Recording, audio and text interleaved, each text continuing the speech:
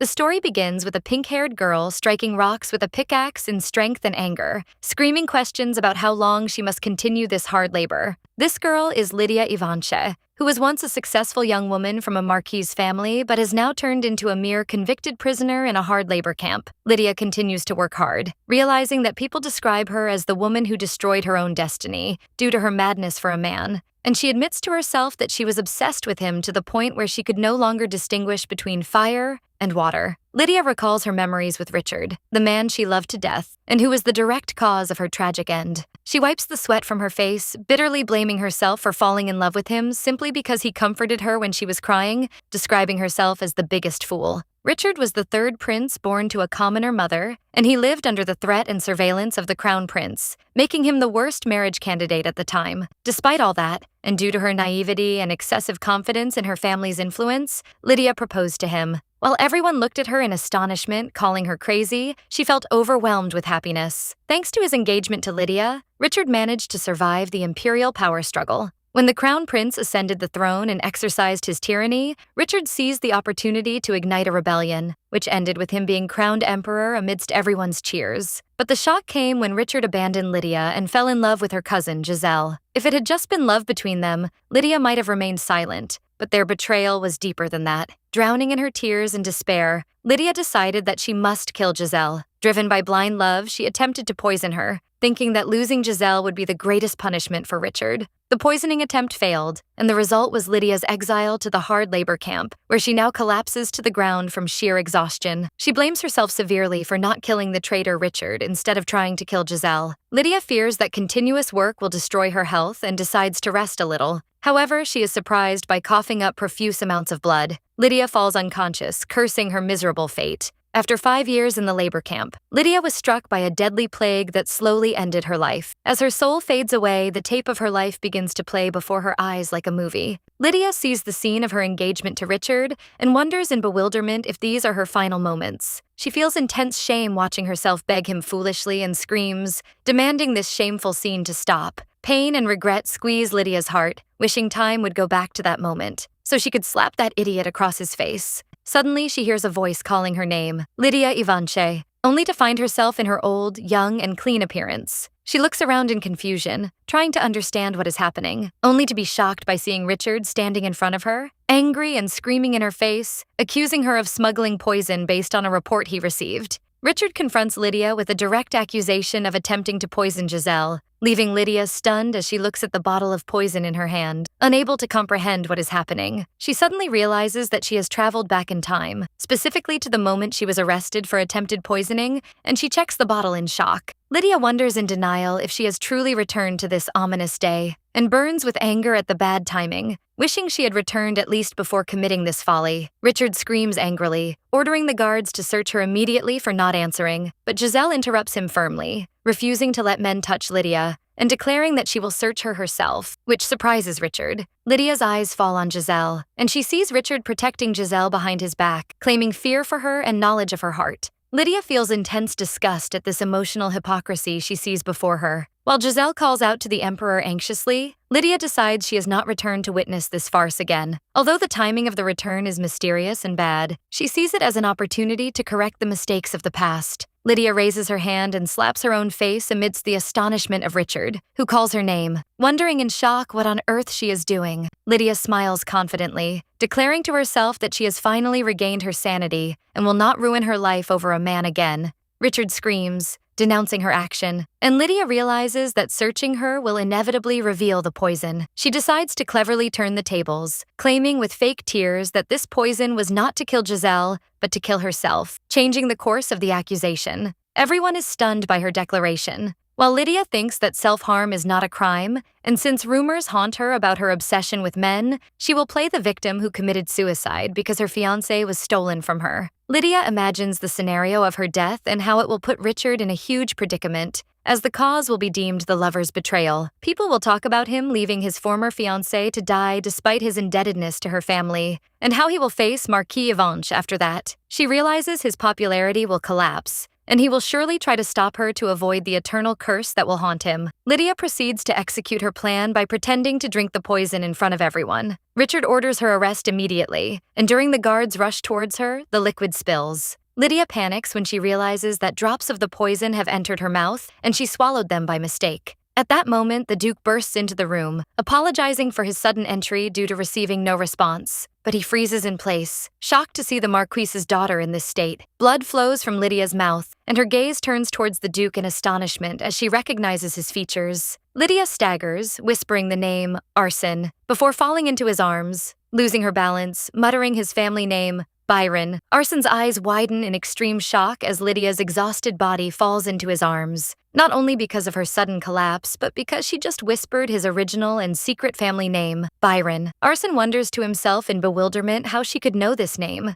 At the moment, his soldiers burst into the place, calling their commander anxiously. The soldiers are amazed to see the scene and ask curiously if the young lady just called him by his first name, Arsene, letting their imaginations run wild about a secret love affair between them that was happening behind their backs. Arsene breathes a sigh of relief internally because no one heard the word Byron and coldly denies the love rumors, ordering them to summon a doctor immediately instead of gossiping about trivial matters. Arsene stares at the unconscious Lydia's face, with one question still revolving in his mind about how this woman knew that dangerous name. Meanwhile, rumors spread like wildfire among the servants in the corridors, talking about Lydia's emotional looks at Arsene during her suicide attempt, and how he carried her himself when she fell. Gossip increases about them being secret lovers, and that this might be the real reason behind Arsene not showing any interest in women before. Arsene Edis, commander of the Black Wolf Knights and the strongest knight in the Empire, and the man who deserves the most credit for the success of Richard's rebellion. Despite the strangeness of the idea of him falling in love with the Emperor's former fiancé, the rumors did not stop while Lydia lay in her room. Arsene sits beside her inside the room, watching her with serious features, realizing that his coming here will increase the intensity of the endless rumors. He wanted to avoid attracting attention,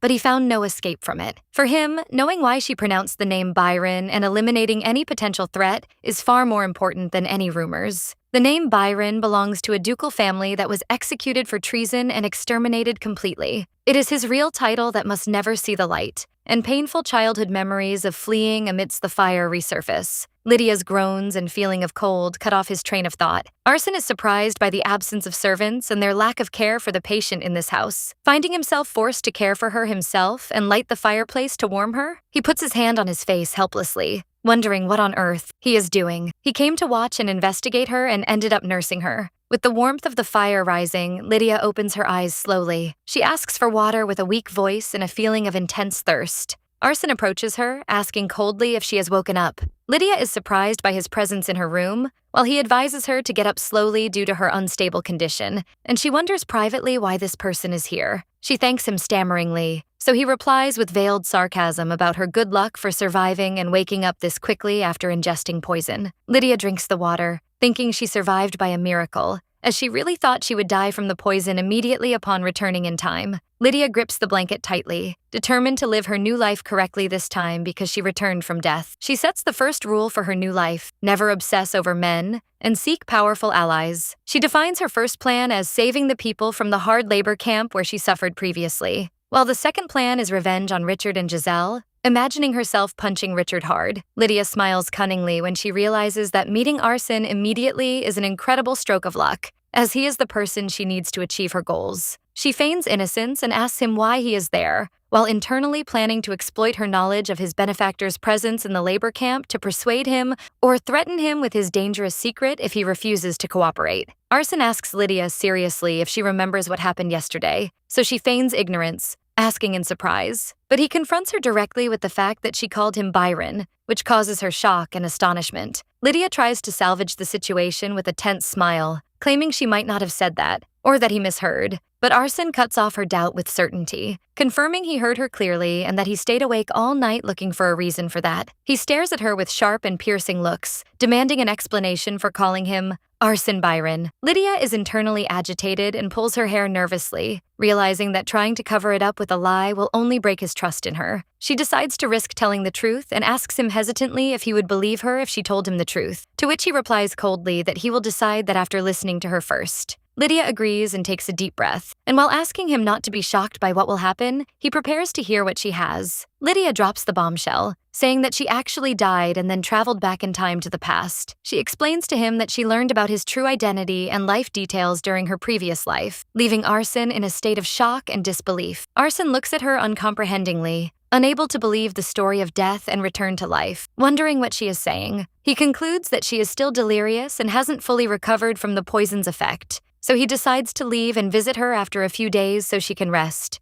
Lydia screams in panic, trying to stop him, confirming that her words are not the ravings of a sick person. She throws her winning card to prove her sincerity, saying she knows the whereabouts of Byron and Nilla, causing Arson to freeze in place immediately upon hearing the names. He turns to her sharply, asking what she just said. Lydia continues revealing precise details, identifying them as his writing tutor and his nanny. Lydia explains to the shocked Arson that in her previous life, she was imprisoned with them in a labor camp in the East, where they told her they were arrested for helping Arson and his mother escape. She asks him now seriously if he is ready to hear her story, confirming she doesn't care if he thinks she's crazy, as all she wants is to convince him and borrow his strength. Lydia conjures up images of Byron, Nilla, and Maria in her mind, realizing this is the only way to save these people. She describes them as the benefactors who helped her endure 5 years of torment in the hard labor camp. She goes back in her memory to the painful past, where she was broken after her fiancé's betrayal and her family's abandonment, and how help reached her from these strangers. She remembers her screaming and hysterical anger in the camp, and how she lamented her luck that the traitor became emperor thanks to her while she rotted in prison. While she was kicking things and despairingly wishing for death, Nilla scolded her gently for saying such terrible things. Nilla offered her bread, advising her to stop crying and eat, because this harsh life is still better than death. Maria, the redhead, comforted her, asking her to forget that man and pull herself together. Lydia remembers how she ate the bread with tears streaming from her eyes, touched by their kindness. She recalls memories of sharing food, work, and smiles, and how they were the main reason she stayed alive, so she firmly resolves to save them from that fate this time. Returning to the present, she tells Arson the tragic end, where they decided to escape in the 5th year, but everyone died due to an epidemic that broke out in winter. She challenges Arson's doubts, saying that if he finds it hard to believe her words, he should send someone to the east to verify. She concludes her speech with crucial information to prove her honesty, revealing the existence of a hidden magic stone mine in that place. Lydia thought her words were enough to convince him, but the expressions on Arson's face suggested pity rather than belief, as he smiled nervously. He told her quietly that he understands her great shock due to the broken engagement, making Lydia realize with astonishment that he doesn't believe a word she said and considers her delirious. She tried to stop him, begging him to listen to her a little longer, but he rudely used the excuse of detaining a sick person, promising to visit her after her recovery while she tried to stop him. Lydia screamed, trying to prevent him from leaving, but he was determined to withdraw. A servant interrupted them, conveying an invitation from the young master for dinner, giving Arsen the perfect opportunity to escape. Arsen apologized, claiming an emergency, and left the room hurriedly, leaving Lydia behind. As he walked down the hallway, he tried to convince himself that her words were just madness resulting from shock, but her precise knowledge of the details of Nilla and Byron made him stop in confusion and deep thought. Despite feeling that he was drifting along with nonsense, he decided to investigate the matter just in case. He remembered Lydia's miserable appearance and how neglected she looked in her family's home, which caught his attention, and made him feel pity for her miserable state.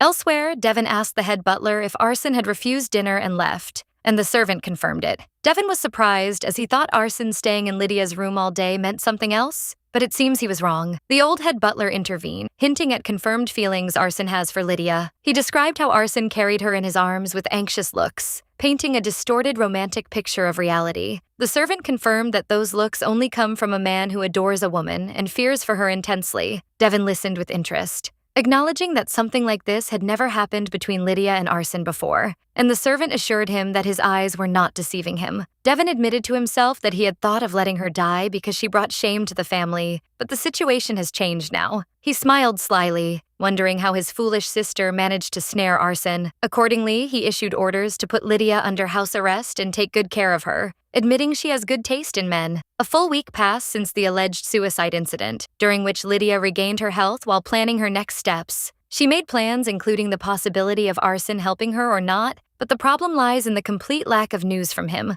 Lydia realizes she needs an ally to save the people in the East as soon as possible, even if arson doesn't help her. Lydia decides not to wait any longer and gets up, determined to demand Devon lift her house arrest and meet arson herself. She opens the door to be surprised by Devon standing directly in front of her, cutting off her words. Devon tells her coldly that she came at the right time, as the Emperor has arranged a new marriage for her. Lydia is shocked to learn that the groom is Count Mond. She screams in his face, disbelieving that he wants to marry her off immediately to an old man the age of her grandfather who has grandchildren. Devon explains indifferently that this offer is from her former fiancé, the Emperor, and she must accept it. He then concludes his speech with a veiled threat and a malicious smile, telling her that if she doesn't like this marriage, she must make sure to secure arson and make him hers. Lydia's eyes widen in extreme shock, unable to comprehend what she is hearing. Devon smiles slyly as he gives her the choice between marrying the old man or ensuring Arson's loyalty, leaving her confused. Lydia suddenly realizes that everything that happened was planned,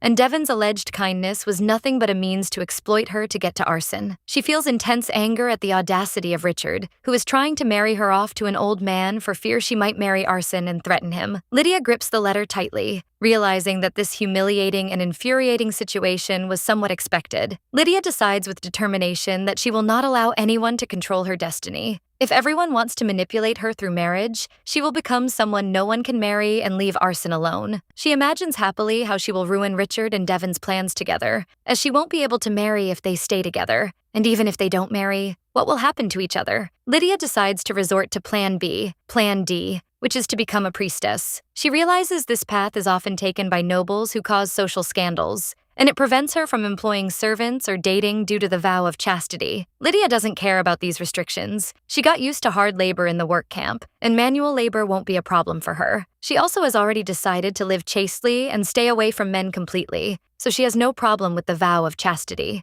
She remembers Richard's betrayal with her cousin and feels disgusted by the idea of dating and men in general. She screams angrily, declaring her hatred for all men. Night falls, and Lydia decides to escape. She sneaks out barefoot cautiously, expecting guards at the door to stop her from leaving. She cleverly decides to exit from the window instead of the door. She ties bedsheets together to make a rope and descends with it to the garden. Below, Arson sneaks through the Marquis's garden, realizing the danger of his position if caught. He knows his official visit would cause an uproar, so he had no choice but to sneak in. His first goal is to meet Lydia quickly, as he confirmed the truth of her words after sending someone to the eastern region and confirming the existence of the labor camp there. He feels anxious because he cannot send a letter due to watching eyes, so sneaking was his only option. Arson arrives below Lydia's balcony, determined to get a full explanation from her today. Suddenly he freezes in shock when he sees Lydia dangling from the balcony. Lydia screams in terror, realizing she forgot that her current body is much weaker than the body accustomed to hard labor. Arson calls out to her from below, and she looks at him in astonishment. Arson looks at her in shock, asking what she is doing in this place. Lydia swings in the air, and Arson asks her in confusion what kind of trouble she has gotten herself into this time. Lydia's hand begins to let go of the rope gradually, complaining that the explanation will take too long. Arson asks her to jump, promising to catch her. Lydia hesitates for a moment, but he reassures her with a confident look, asking her to trust him, so she closes her eyes and jumps. Arson catches Lydia firmly, wondering to himself about her noticeable light weight. Arson wonders to himself if Devon really starved her to become this weight. Their silence is broken by Lydia's shy voice. Arson asks her to endure a little even if the situation is uncomfortable, while she wonders what he means by that. Suddenly, Arson lifts her in his arms, so Lydia screams in embarrassment due to her light clothes, asking him to put her down for a moment. Arson stops hesitantly, so Lydia repeats her request to put her down on the ground. Surprised by his hesitation, she thinks to herself that her request isn't hard, but he doesn't execute it. Lydia suddenly realizes the misunderstanding. He thought she was asking him to pull down her skirt himself. She blushes, realizing the awkward situation, while Arson continues to carry her silently. She feels his hand touching her bare skin, which increases her confusion and tension. This awkward situation is interrupted by the sudden appearance of servants, and she warns Arson that someone is coming. So he rushes to escape, carrying her away from the servant's sight. One of the servants wonders as they search for her why she is wandering alone at this late time. Arson continues to carry her across the garden while Lydia watches his serious features. Then he gently places her on the ground. Arson finally realizes what she meant by asking him to put her down, and his face turns red from embarrassment at his misunderstanding. Arson feels relieved by the darkness of the night covering the situation, but he remains tense. He suddenly asks her to get on his back, and Lydia is surprised by his sudden request. He explains that he will get her out of the Marquise's palace as she was trying, because he knows she was trying to escape. Lydia agrees reluctantly, despite feeling embarrassed about riding on his back in sleepwear. But she realizes that following him is the surest way out. Arson warns her against falling, confirming he won't take responsibility, but she reassures him of the strength of her arms. Arson sets off at an amazing speed, astonishing Lydia, who wonders if this is normal human speed. He jumps over fences lightly while carrying her, increasing her amazement. Arson asks her not to scream, confident in her ability to control herself. Lydia wonders why he warned her, only to be surprised by him jumping from a great height. Lydia screams in terror as she sees the ground approaching fast. Arson lands skillfully and asks her coldly if she plans to choke him, and Lydia denies it while shivering. She asks Arsène why he sneaked in like this. Arson explains to her that if he entered officially, strange rumors would spread. He tells Lydia that rumors are already spreading just by carrying her to the palace, so Lydia asks him to take her to the temple. Arson refuses her request firmly, shocking her. He reminds her that she claimed to know him in her previous life, but it seems she doesn't know him as well as she claims. Arson smiles slyly as he tightens his horse's reins, asserting that he doesn't let someone who knows his secret escape easily. Arson remembers his mother's words warning him against trusting anyone and the necessity of hiding his true identity. Arson recalls the last words his mother said to him while he stood in his room. His memory goes back to his 9th birthday, when his entire family was falsely accused of treason by the late Emperor Byron, leading to the death of his grandfather and father amidst the fire. No one survived that massacre except a few family members, including his mother and him. They fled through the snow, accompanied by Byron, Arson's tutor, and the nanny, Nilla. After severe suffering, they took refuge in the border regions of the Marquis, where Brahmin Edis, his father's close friend, lived. But the tragedy didn't stop, as his mother soon died too, leaving him alone. Thus, he adopted the name Arson Edis. Her final will echoes in his mind, tears streaming from his eyes, not to trust anyone. So he answers her with a voice choked with the promise. Arson returns to the present, confirming to himself that he doesn't trust people easily, not even a weak woman who couldn't leave a scratch on him. Meanwhile, Lydia asks nervously while looking around if what is happening is a kidnapping operation, and Arson answers her coldly in the affirmative. He wraps her in a large, comfortable piece of cloth to restrict her movement, and Lydia exclaims in astonishment at this strange method of restraint. Arson tells her rigidly that it is better for her to stay still, as there is no one here to help her. Lydia looks at him anxiously and asks if he will kill her if she causes a commotion. He answers with a sharp and brief look, if necessary. Lydia smiles cleverly despite the situation, deducing from his actions that he has indeed located the labor camp. Arson acknowledges this with serious features, confirming he verified the fate of his tutor and nanny. Lydia expresses her happiness at this,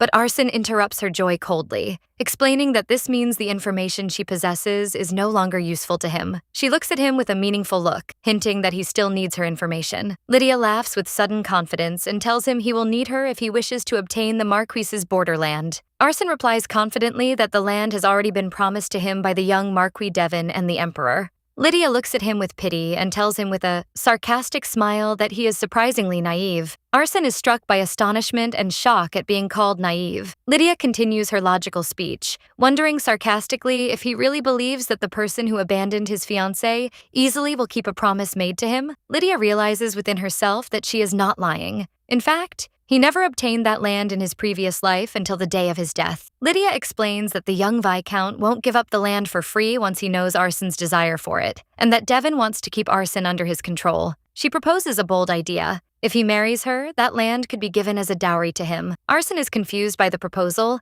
but Lydia reassures him quickly, saying she doesn't plan to ask to marry him either. She places her hand on her chest seriously and asks him for help, promising she will help him in return. Arson looks at her suspiciously as he tightens the bindings, wondering how she intends to help him when he is the person who knows her secret and won't let her escape easily. Lydia reveals her plan with a cunning smile, saying she will first cure her father's illness, which is believed to be incurable, to bring him to her side, as Devon has seized power since the father fell ill. Arson asks Lydia how she will do that, and she replies immediately that it is a trade secret. Arson looks at her with question marks on his face, unable to comprehend her overconfidence. Lydia continues her speech logically, wondering why she would reveal sensitive and free information to someone who just threatened to kill her. Arson questions her method of making deals, and when she mentions again that she will use knowledge of the future, Arson looks at her with boredom, considering it nonsense. But Lydia interrupts him firmly, pointing out that since he found the labor camp already, it is time for him to believe her words. Arson stares at her silently, realizing her words carry a logic that cannot be denied despite their strangeness.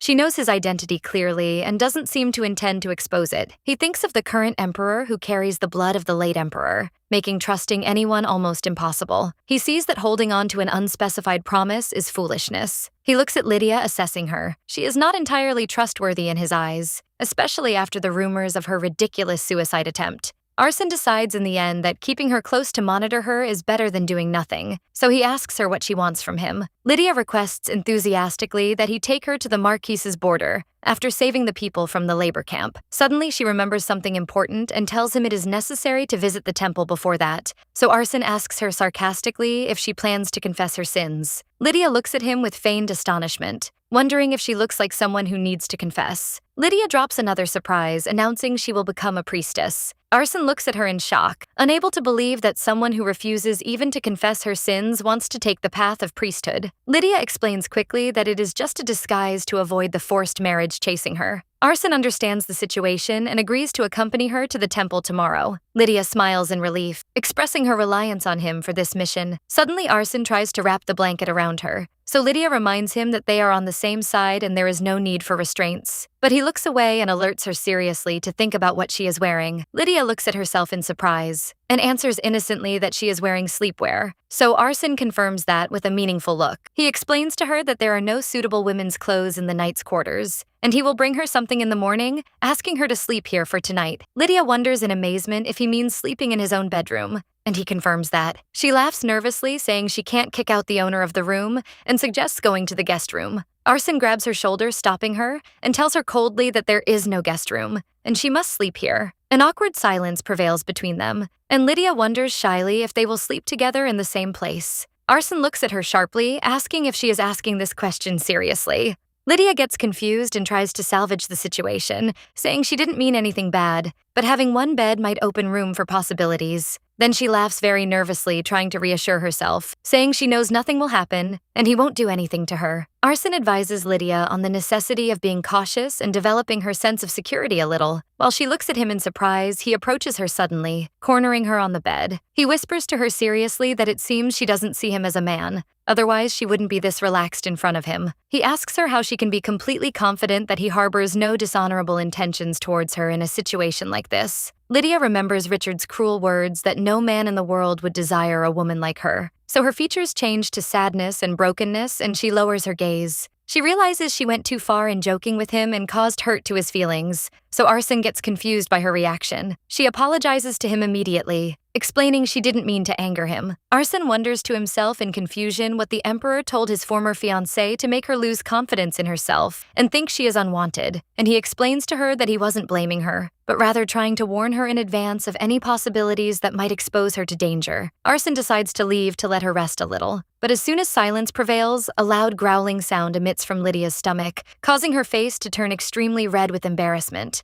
Lydia thinks Arson will handle her nobly and ignore the sound, but Arson returns to ask if she is hungry. Lydia denies it strongly, but her stomach betrays her again with a louder sound, putting her in a very awkward position. Lydia eats the food he brought with great appetite and overwhelming happiness. Arson watches her eat as her cheeks flush, thinking with regret that her family might not have been feeding her well for her to feel this hunger, even though she still thinks she was only neglected. Arson notices that the way she chews food reminds him of something. He mutters the word rabbit, so Lydia stops, wondering if he means the soup is made of rabbits. Arson clarifies that she resembles a winter rabbit when she eats. He explains to her that it is a northern animal with pink fur that lives in the forests, and she will see it often if she goes to the border. Lydia imagines the shape of the cute pink rabbit happily, while Arson looks at her seriously, thinking that raising someone like her might be a difficult task. In the imperial palace, the doctor confirms to Giselle that her baby is healthy, but Emperor Richard seems distracted and uninterested in what is being said. Empress Giselle notices his distraction, so he apologizes, saying he was annoyed by Arsène and Lydia's relationship. So she asks him if he still harbors feelings for his former fiancée. Richard denies that coldly, explaining that what matters to him is Arsène joining his side. He places his hand on her stomach, revealing his desire to keep Arsène tied down in the capital by any means to be his bodyguard. Richard expresses his concern that Arsène and Lydia's marriage would pose a great danger to him. To solve this dilemma, Giselle decides she will pay a visit to the Marquise's house herself. She plans to understand the situation and control it by meeting Devon directly, while Giselle smiles cunningly. Lydia wakes up the next morning, rubbing her eyes sleepily, wondering in surprise if the person knocking on her door is Arsène. Another knight appears before her, making Lydia wonder in astonishment about his true identity. The knight coldly tells her that someone is asking for her outside, so Lydia thanks him as she receives the clothes from him. Lydia notices his sharp and scary gaze and wonders inwardly about the reason he is staring at her like that. The knight tells her sternly that the knight commander is not a suitable partner for a young lady like her, and advises her to abandon any romantic thoughts if she is thinking of such a thing. Lydia is stunned and shocked by his sudden words, wondering what on earth he means. The knight continues his mockery, saying she would be better off returning to the emperor, and asks her sarcastically if she hasn't married yet. Lydia feels intense anger at his rudeness, thinking to herself that this man is extremely rude for their first meeting. Lydia angrily asks him for his name, and he answers, arrogantly, that even if he told her, she would forget it immediately, and that hearing the name of lowly scum like him would only pollute her ears. Lydia becomes extremely angry and screams, wondering what kind of provoking person this is. Suddenly, fire ignites around Lydia in her imagination from the intensity of her anger, while Arsène looks at her wondering why she is staring at the empty hallway. Lydia realizes that Arsène has heard her and hesitates to expose the knight. She changes her mind and decides to say nothing because they will head to the border together after finishing at the temple, to avoid any awkward situations between them. But she asks Arsène about the reason for his presence here. Arsène tells her that he sent someone to the Marquis's palace last night, and that they must hurry to the temple. So Lydia agrees. Lydia arrives at the temple early in the morning, which surprises the priests. Lydia offers her greetings to the high priest, and announces with feigned reverence that she has come to dedicate her life to the goddess Anastas as a loyal servant. The high priest looks at her suspiciously, realizing that making her a priestess would harm the temple's reputation. Lydia continues her dramatic acting, claiming that the goddess made her realize the futility of her life and guided her towards asceticism. The priest thinks about rejecting her, but Lydia takes out a book and announces her desire to offer her body to serve the goddess. The priest is shocked when he sees the book. Lydia smiles slyly as she opens the book, which contains a huge financial bribe, declaring that it is a literal bribe to become a priestess. The priest coughs nervously and accepts the bribe, saying that the goddess is merciful and does not reject any sincerity. The priest asks her if she knows about the necessity of a witness for the vow of chastity, and Lydia answers confidently that she has prepared everything and that the witness will arrive soon. The priest assures her that not just anyone can be a witness,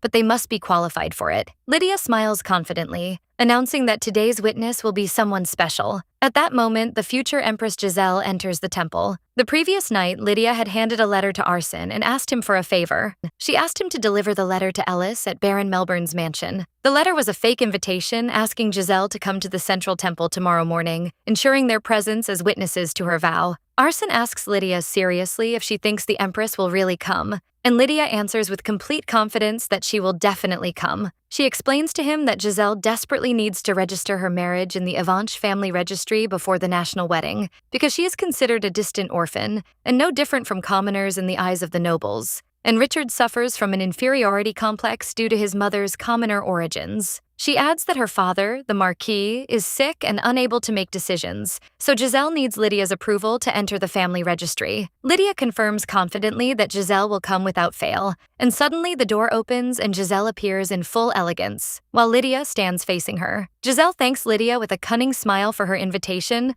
noting sarcastically that Lydia has chosen a difficult path. Lydia responds with a bright and fake smile, expressing her gratitude for Giselle's arrival. Lydia asks Giselle if she should use formal language now, and Giselle replies with a categorical negative. Giselle explains that she does not intend to act superior, and that there is no need for formalities between sisters. Giselle looks at her suspiciously, wondering to herself if Lydia really intends to become a priestess, which means there is nothing between her and Arson. Lydia decides to be frank and tells Giselle that she will not stop her from using the family name, but in return, she will not genuinely accept her as a family member. Giselle smiles coldly and tells her that this is quite enough for her. The priestess appointment ceremony ends smoothly under the supervision of the high priest, but a problem appears suddenly. Later, Devon shouts at Lydia, asking her in shock what she intends to do and if she will really become a priestess. Lydia confirms her decision coldly, announcing that she will live according to the goddess's teachings from now on. Devon mocks her words, but she cuts him off and tells him that she is going with Arson to the border to build a temple there. Devon is shocked when he hears this and asks her if Arson agreed to that. Arson confirms his agreement to serve Lydia and accompany her. Devon is astounded, unable to believe that Arson will take Lydia the priestess with him to the border. Devon starts to suspect hidden feelings between them, wondering if Arson loves Lydia even though she has no feelings for him. Devon agrees reluctantly, saying he has no reason to object as long as Arson agreed. Lydia smiles with overwhelming happiness, while Devon thinks that she can leave the priesthood later, and that the important thing now is for Lydia and Arson to fall in love. Devon smiles slyly, anticipating that Lydia will rely on Arson once she faces the difficulties of life at the border. Suddenly, Devon warns her in a threatening tone against taking anything from the palace with her, which shocks Lydia. Devon tells her coldly that she is a priestess now and must live an ascetic life, so she should settle for some simple clothes. Devon stands up, leaving Lydia boiling with anger and calling him despicable. Devon invites Arson for tea, so Arson tries to refuse, but Devon insists. Devon apologizes to Arson for his previous harshness and asks him curiously when he became close to Lydia. Arson denies their closeness, explaining that he saw it as good to build a temple at the border where there isn't one. Devon drinks tea while thinking sarcastically about Arson's excessive seriousness. Then he suddenly asks him with a malicious smile about his opinion on his sister Lydia's beauty. Devon warns Arson that Lydia might be exposed to unwanted flirting abroad, asking him to take good care of her. Devon smiles slyly, suggesting to Arson that he be the first to comfort her if she feels lonely, wondering who else she would rely on. Arson replies that he might be misunderstood if anyone heard him say this. Devon laughs loudly, describing Arson as a noble man, and expressing his admiration for him for this reason. Arson watches Devon silently, realizing that this man is practically selling his sister instead of worrying about her. Arson wonders to himself if the young Marquis was always this ambitious and greedy. He knew of his ambition but didn't expect it to reach this level of depravity. Arson remembers that Devon fought alongside the current emperor during the coup, which made him think he was a decent person to some extent. But he realizes now that Lydia was right about at least one thing, which is that Devon won't give up the borderland easily if he knew of Arson's desire for it. Devon smiles triumphantly, while Arson thinks that this man is ready to break promises for his greed and wants to keep Arson under his control whatever the cost. Arson decides to leave immediately to prepare for departure, leaving Devon. Devon asks him about his departure date, and Arson answers coldly that he will leave in 2 days. Devon laughs sarcastically, noting that Lydia will leave without attending the national wedding, considering this better for her to avoid seeing that mess. Arson bids farewell to Devon with a formal bow and leaves the room, then meets Lydia outside. Lydia catches up with Arson and asks him eagerly if he is leaving now, and he confirms it. Lydia bids farewell to Arson, setting a time to meet in 2 days. Arson asks Lydia if she intends to stay in a place like this, pointing to the palace. Lydia wonders what he means, and answers innocently that she needs to pack her luggage too.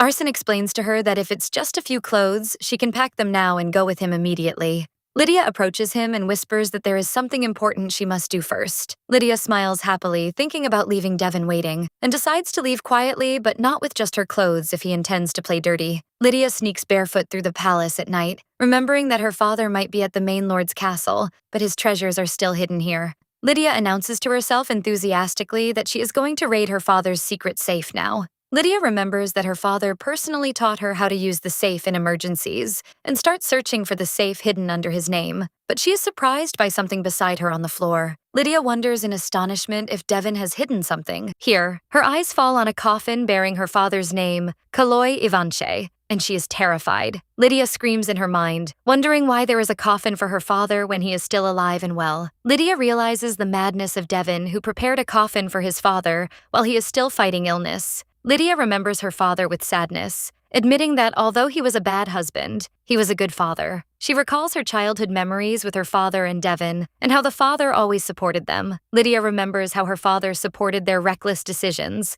like her request to marry the third prince and supporting Devon's rebellion, and realizes that her father put family above everything. Lydia overcomes the shock of seeing the coffin, addressing Devon in her secret thoughts with defiance that this coffin will never be used no matter what he does. She starts searching among the books lined up on the shelves and reaches behind the huge volumes to find a small wooden box hidden carefully. So she smiles, saying to herself that she finally found it. Lydia opens the box and her eyes sparkle upon seeing the large amount of diamonds inside, realizing that this is what her father spoke about. Time takes her back for a moment to a memory with her father right after the success of the rebellion, and before she left the capital, when he told her about this safe and that she could use its contents if she needed to at any time. Lydia feels a lump in her throat as she realizes that her father knew she was completely bankrupt after selling everything she owned to support Richard. She closes the box firmly, promising her father that she will use this wealth well this time. And as she holds a small needle, she renews her vow to herself and her father, asking him to wait just a little longer,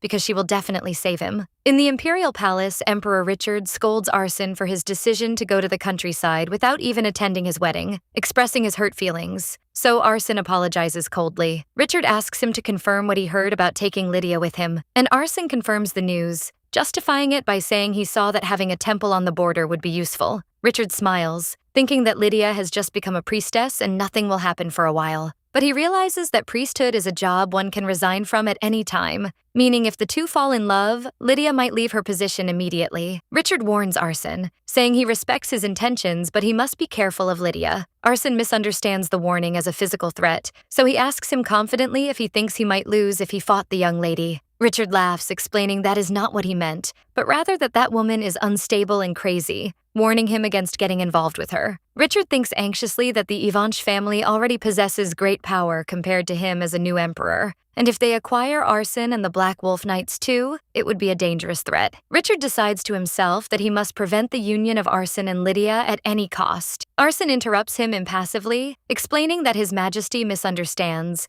as there is no relationship between him and Lady Lydia, and he does not intend to establish one. Richard presses him, asking if he really harbors no feelings for her. So Arsene swears on his sword that he does not. Richard relaxes, saying he assumed so, adding rudely that there is no reason for him to care about damaged goods. Arsene's expression changes to extreme annoyance at Richard's description of his former fiancée with this insulting title, thinking that he is very harsh in speaking about her. Richard changes the subject, talking about the remnants of the previous emperor's forces, and that Viscount Herbon should not have been left alive. Arsene leaves the palace thinking about the young Marquis Devon and now the emperor, wondering with distress why everyone treats that young lady with such cruelty. 2 days later, Lydia comes out of the palace with a bright smile to greet Arsene. Arsene notices her pale face and asks her anxiously if she is ready to leave because she doesn't look well, and she answers that she is fine and just a little tired. Arsene looks sharply at Devon sitting in the back, wondering to himself if he mistreated her again, while Lydia asks Devon for permission to leave.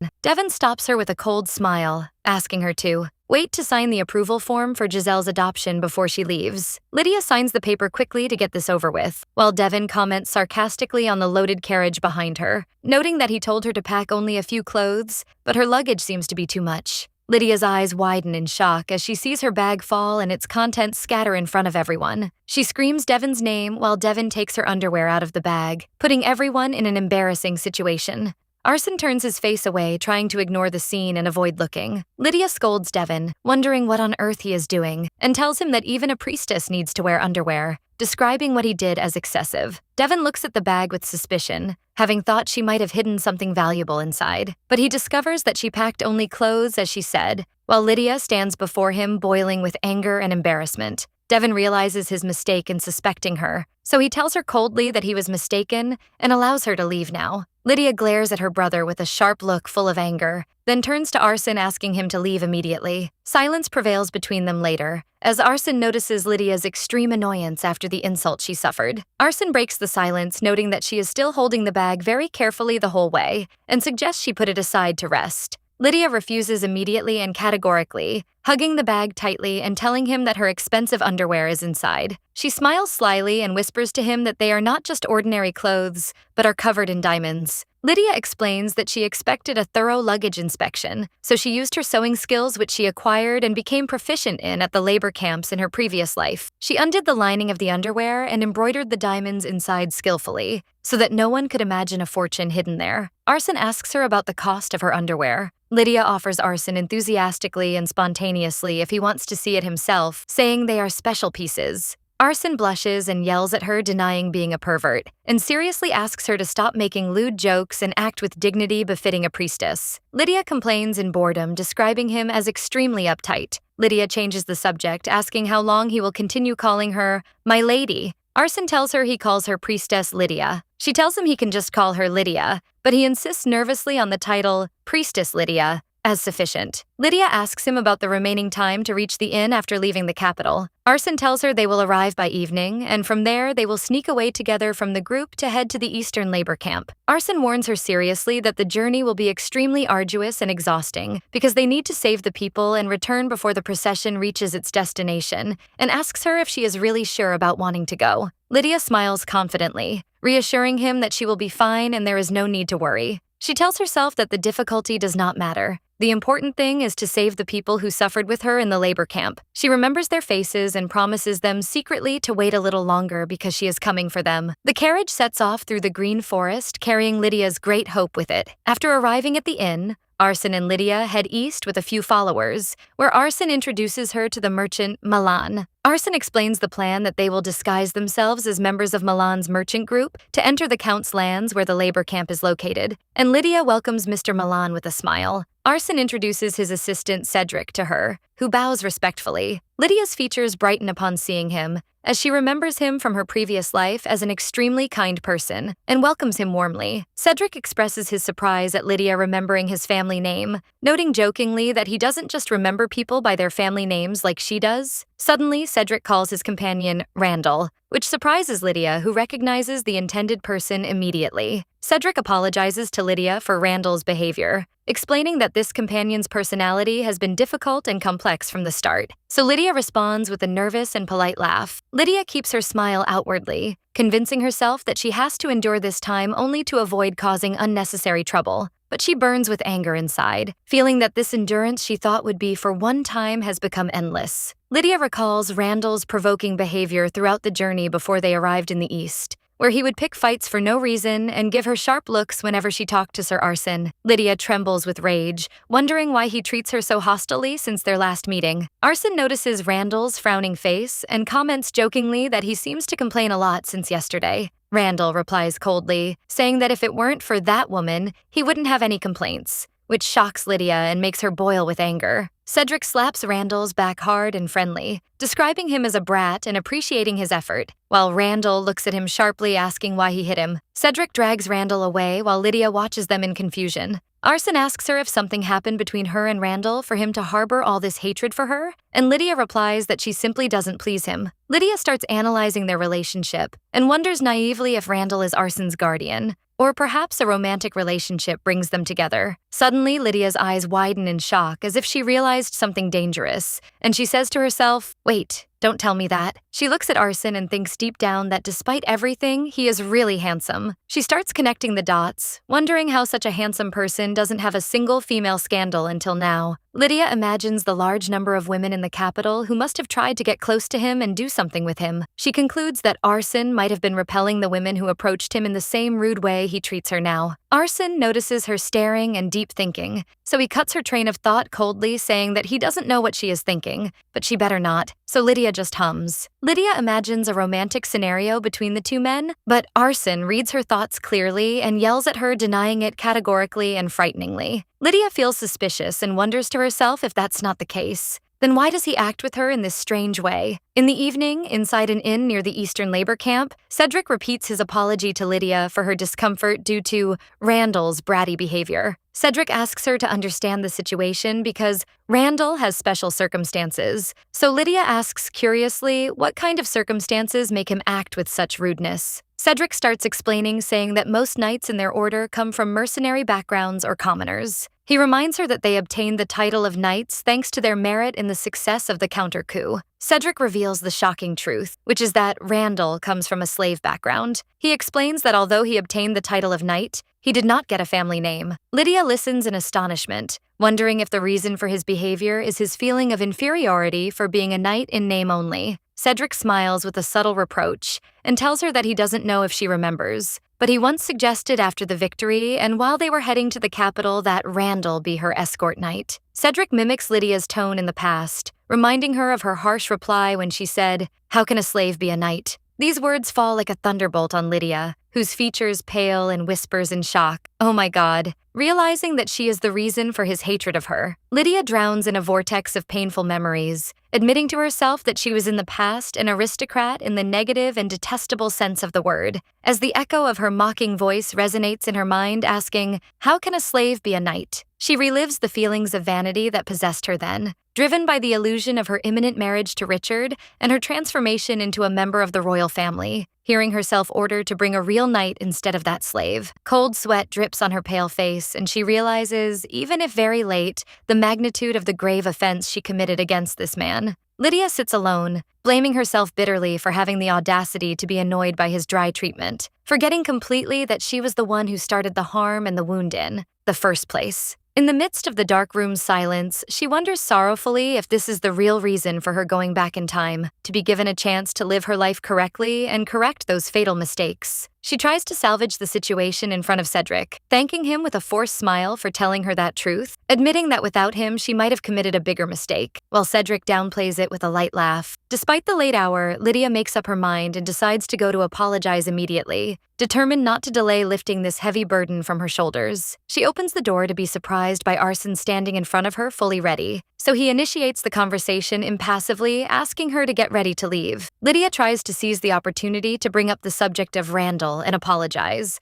but he interrupts her firmly, pointing out that clouds have blocked the moon and that this is the perfect time to sneak under this cover. Lydia swallows her words and nods in agreement, realizing that the time is not suitable for emotional talk now. The scene shifts to the labor camp in the east, where fatigue and despair loom over the place, and a pregnant red-haired woman named Maria appears staggering from extreme exhaustion among her colleagues. Maria whispers deliriously to the priestess, begging her to pray to the goddess to grant her one loaf of bread, specifically the one covered with lots of sugar, while her companion Nella looks at her with pity and offers her share of bread. Maria refuses the offer, claiming she is fine, but Nella insists anxiously, reminding her that she is pregnant and needs good nutrition. Maria tries to lighten the mood with a weak smile, claiming she was only joking and that she will go to sleep because she is tired. Maria lies down, while thinking to herself with sorrow and regret, realizing that her talk about bread was not just a joke. She is overwhelmed by a feeling of guilt as she thinks about her fetus growing in her womb without even getting a decent meal. As Maria falls asleep, a voice whispering her name wakes her up, so she opens her eyes heavily and painfully. Maria smells a pleasant scent tickling her nose,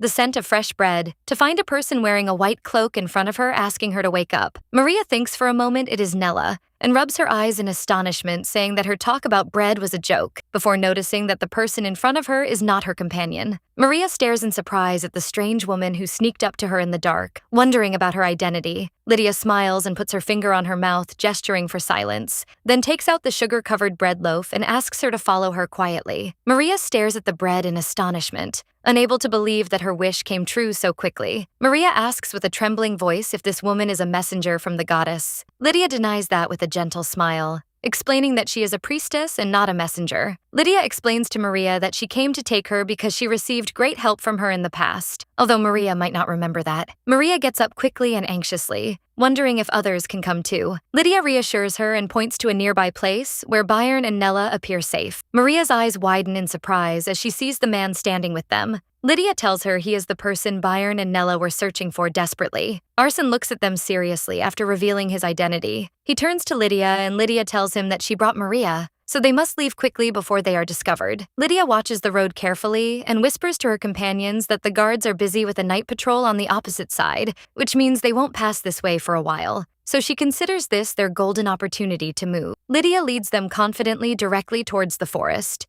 and everyone moves behind her very cautiously among the trees. Suddenly, the silence of the night is pierced by a voice asking sharply, "Who's there?" So Arson, Lydia, and the rest of the group freeze in their places, and shock and panic appear on their faces. A person carrying a lantern appears in the darkness, but Lydia recognizes him immediately and screams in astonishment. Grandpa Robert? Old man Robert is surprised to see Lydia in front of him and asks her in wonder if she knows him, while the group breathes a sigh of relief after, realizing he is not one of the guards. The girls calm down and start laughing and hugging from the sheer relief. Lydia scolds old Robert, asking him why he is wandering outside instead of sleeping, and tells him that he scared them badly. Robert replies grumpily, pointing his finger, explaining that they were the ones who made noise first, so they have no right to be angry with him. Robert realizes the situation quickly and looks at them meaningfully, saying they are trying to escape. Robert decides to distance himself from the matter and turns his back to them, saying this has nothing to do with him, advising them not to get captured and to leave in peace. Lydia looks at the departing old man, then Robert tells them that he is an old man with not much time left, while the young must get out to start a new life. Lydia makes up her mind and calls him Grandpa, but he orders her to stop dawdling and run away immediately. Robert stops amazed, while Lydia offers him with a smile to come with them. Robert looks at her in shock and disbelief at what he hears. Arson intervenes quickly and grabs Lydia's arm, whispering to her in objection that this was not part of the agreed plan. Lydia turns to Arson and explains to him that Grandpa Robert is a mining expert, and bringing him would be extremely useful, reminding him that there are mines in the borderlands too. Lydia turns again to Robert and tells him seriously that this is their only chance to escape, and asks him to come with them, while everyone welcomes him and urges him to hurry. Robert walks with them carrying his lantern, thinking to himself that he is an old man with numbered days, and fears becoming a burden on them on the road if they abandon him. Nella interrupts him and gives him a piece of bread, assuring him that they will go together until the end. Lydia notices that Arson is still angry about her behavior, so she runs away quickly from him to avoid his anger. They finally succeed in escaping safely from the labor camp, and the scene shifts to daytime where they are riding horses in the middle of the green forest. Lydia complains restlessly, saying that it's just that her butt hurts a little from riding the horse for too long. Arson looks ahead impassively and asks her to refrain from inappropriate remarks as he said before, so Lydia replies grumbling, asking, "What about her butt?" justifying that it is just a body part, and adds that she didn't ask him to apply ointment on it. Arson pulls the horse's reins and tells her sternly that if she asked for that, he would have made her dismount immediately, adding regretfully that unfortunately he does not wish to share a horse with a pervert. Lydia puffs her cheeks in annoyance and describes him as overly critical, then points to a more important matter, which is that the title he used, "My Lady," is wrong. Arson admits that he doesn't feel she is really a priestess, so the title doesn't come out naturally. Lydia laughs and tells him that he has great talent in cursing fluently, and suggests to him to call her just Lydia. Arson is surprised by her request, stays silent for a moment, then blushes and whispers her name faintly as she wanted him to, while Lydia looks at him with a smile. Arson felt extremely embarrassed, so he tried to change the subject quickly, inquiring if the mine she mentioned earlier is the silver mine located in the borderlands. Then, Lydia smiled happily and answered him enthusiastically, confirming that it is the one intended. Arson doubts the feasibility of the mine, assuring Lydia that the late Marquis abandoned developing it due to lack of profitability, so Lydia replies sharply, describing him as knowing nothing. She explains to him confidently that places containing silver veins often have magic stones buried near them, which means a probability of a magic stone mine existing in the borderlands. Arson asks her curiously about the source of her precise information, so she answers that she knew that from Grandpa Robert in her previous life. Arson goes back to thinking that she is speaking in that strange way again. He recalls the results of his investigation into her background, where nothing suspicious appeared. She lived her whole life in the capital except for her time at the Marquise's house, and had no connection to the Bayern Duchy house. He concludes logically that she shouldn't know Bayern or Nella either, and wonders in confusion if a lie could be so perfect and detailed. But reality imposes itself before his eyes. For, exactly as she said, there was a labor camp in the eastern province, and the people he was desperately searching for were actually there. What increased his amazement was that when she met that old man a while ago, she called him by his name immediately, as if she knew him. He steals a glance at her beside him, and a dangerous question starts looming in his mind.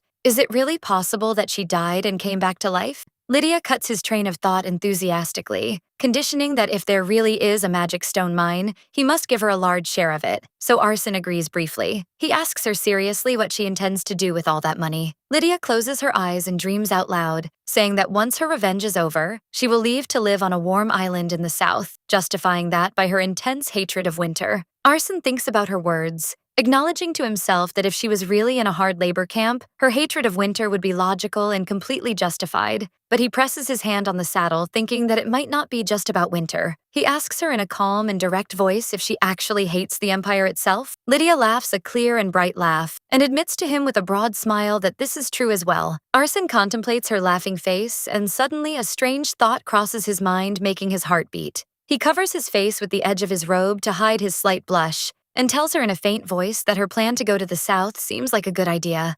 The procession finally arrives at a roadside inn, where a warm meal of bread and sausages is served to the hungry crowd. Nella collapses crying at the table, which worries everyone, but she reassures them that she is crying only because the reality of their survival has finally started to sink in. Arson looks at her with warm looks, while Nella expresses her gratitude that he is alive and asking him if he is injured anywhere. Arson answers her that this question should be directed to her, apologizing burningly for his delay and for not knowing she was in such a place. Byron tries to calm him down with a tired smile, asking him not to apologize and confirming that he is only grateful that they came to save them. Lydia watches the reunion scene with emotion, but Nella suddenly asks in astonishment about the identity of the priestess who got them out, realizing she had never seen her before. Arson notices her surprise and explains to her and everyone that she is a priestess, but not of the usual kind. So Lydia is surprised by that description. Maria interrupts them while eating voraciously, apologizing for the interruption, but she asks the question that occupies her mind. Since she has no connection to the Byron Duchy house, why was she saved too? Grandpa Robert agrees with her opinion, expressing his curiosity about the same thing, while Lydia smiles nervously. Lydia decides secretly that there is no need for them to know that she suffered terribly in her previous life and died of illness beside them, and that she wants to keep these painful memories to herself. Lydia tells them in a quiet voice that they all won't remember, and that she cannot go into details. Then she looks at them with a bright and sincere smile, telling them that she owes them a great debt, and asks them to consider it just a repayment of that debt. As understanding silence prevails, Lydia directs her speech to Grandpa Robert and tells him she wants to ask him a request. Grandpa Robert points to himself and asks her seriously if she has a special request for him alone. Lydia continues talking to Grandpa Robert, explaining that their destination contains a mine, and asks him to check if it is a magic stone mine, and even adds enthusiastically that it would be better if he supervised its development. Grandpa Robert is shocked and stunned, shouting that he thought she helped him escape to rest, but here she wants him to work in another mine, which makes everyone around the table laugh at this ironic situation. Conversation and light fun continue among the group afterwards, where an atmosphere of familiarity and relief prevails. Lydia talks with enthusiasm and happiness, but she suddenly notices someone leaving through the back door. Lydia decides to get up, saying she will go out to get some fresh air, while in reality she follows the person who left. Lydia looks around outside, sure that she saw him leave, and wonders where he went. She calls out to Sir Randall, so Randall appears suddenly behind her and speaks with bitter sarcasm about the honor a lowly person like him receives to be addressed with the title, Sir. Randall covers his ear nervously and asks her sharply what she wants, wondering if she came to slap him again or something like that. Lydia raises her hands, denying that immediately, and assures him that it is not like that, of course. She tells him clearly and calmly that she came to apologize, which leaves Randall in a state of astonishment and incomprehension. Lydia repeats her apology sincerely, while he stands silent looking at her. Lydia tells him what she heard from Sir Cedric about her ignoring him because of his status, and Randall asks her if the commander ordered her to apologize. Lydia smiles gently and denies that, explaining that it is late, but she realized she hurt him, so she came to apologize on her own. Lydia explains that she does not intend to force him to forgive her, because she didn't realize the magnitude of her mistake until she heard the story from Sir Cedric. Randall asks her in surprise why she is apologizing if she doesn't expect forgiveness. Lydia smiles brightly and tells him she just wanted to tell him that she will never commit that mistake again. She adds with seriousness mixed with joking that if she utters crazy things like that again, it's okay for him to hit her. Randall blushes with shyness and confusion and mumbles, wondering how a knight can raise his hand against a lady. Lydia laughs cheerfully, reminding him that this is true, but she is no longer a marquise's daughter but has become a priestess. Randall tells her that it is not acceptable to hit priests either. Lydia gets nervous and tells him she didn't mean that, so Randall reassures her that he understands what she meant. Randall calms down and tells her, stammering, that it wasn't that painful in the beginning, but was just an unpleasant feeling. Meanwhile, Arson was watching the situation from behind the door, ready to intervene to stop them if a fight broke out, but he is surprised by the calm atmosphere. Arson sees the strange scene in front of him, where it looks like a new beginning, while thinking that if she were as in the past, she would have slapped Randall's face and not apologized to him. Arson reflects on the series of strange events that have occurred since getting involved with this lady. Arson remembers how she knew his true identity and told him the location of the nanny and teacher he searched for all his life, realizing that she has changed a lot as if she is a completely different person who returned from death. Arson decides deep down to admit the truth now, certain that whatever the reason, this person is no longer the arrogant and bossy Lydia Ivanche of the past. Lydia's image appears in his imagination, laughing sincerely and reaching out her hand, inviting him to come this way. Arson looks at Lydia with surprise as she pulls his hand towards her. Arson suddenly wakes up from his sleep, his heart racing as he looks around in confusion. He wonders to himself about the nature of this strange dream, wiping the sweat from his forehead. Byron meets him with his gentle voice, surprised by his early rising, so Arson asks Byron why he didn't sleep longer. Neela says the situation feels like a beautiful dream that chases away sleep, and Byron agrees, explaining that he woke up early because they have to leave soon. Arson stares at them with rigid features hiding a storm of emotions, acknowledging to himself that it truly seems like an unbelievable dream. For here are the people he thought he would never see again in his life, alive and well, standing right in front of him, exchanging smiles as if nothing had happened. He realizes the undeniable truth, that if not for Lydia telling him their location, finding them would have taken much longer, or perhaps he would never have met them again in his entire life, and he clenches his fist tightly. Moved by this thought, Arson suddenly realizes, wondering if he had even thanked her for what she did. As Lydia yawns drowsily, she starts the conversation with, "Good morning," wondering if it is dawn. Lydia rubs her eyes childishly while still under the influence of sleep, which surprises Arson and makes him look at her in astonishment. He notices the redness of her cheeks and her soft features, thinking to himself that the longer he looks at her, the more she looks like a cute rabbit to him. Lydia notices his continuous staring, so she asks him with surprise why he is looking at her that way, touching her face anxiously in case there is something on it. Arson becomes flustered and turns his face away, scolding himself for his strange thoughts, and tells her stammering that it is nothing. He gathers his courage and stands before her seriously, telling her that he just wanted to say, "Thank you." Lydia is surprised by his sudden thanks and her eyes widen in astonishment. Arson continues his speech with sincerity and gratitude, explaining that thanks to her, he was able to find his teacher and nanny, and repeats his deep thanks to her. Lydia blushes and smiles in confusion, trying to downplay the matter. She tells him stammering that this was for her own benefit as well, but Arson insists on his position, saying that gratitude remains gratitude and must be expressed. Lydia feels extremely embarrassed by this atmosphere of serious gratitude, so she suddenly shouts at him saying it is too early for thanks, reminding him that they haven't completely escaped until they leave the East. Arson agrees with her quietly, noting that her words are completely correct. Lydia gets excited and asks him to hurry and leave immediately, but Arson looks at her with a meaningful look, pointing to her clothes. Arson smiles a sly smile and asks her if she intends to leave wearing those night clothes. Lydia realizes the situation and screams in embarrassment, then runs quickly to change her clothes while scolding him, saying he doesn't need to know where she is going. As she leaves, she places her hand on her burning face, thinking with shock that teasing people is not one of Arson's usual traits. The scene shifts to the forest, where the carriages are moving in preparation for departure. Just as they did upon entry, they decided to escape the Count's territory disguised as employees of the Milan Merchant Guild, while the people rescued from the labor camp hide inside the carriages as cargo to avoid inspection. Inside, the passengers feel cold and tense, exchanging cautious whispers. Outside, Lydia, riding her horse, approaches the carriage driven by the merchant Milan and asks him to confirm the plan. She emphasizes the necessity of offering a bribe to the soldier when passing the checkpoint to ensure smooth passage. Milan agrees with her, confirming that this is the correct way to pass quickly. Lydia takes 2 gold coins from her pocket and offers them to him,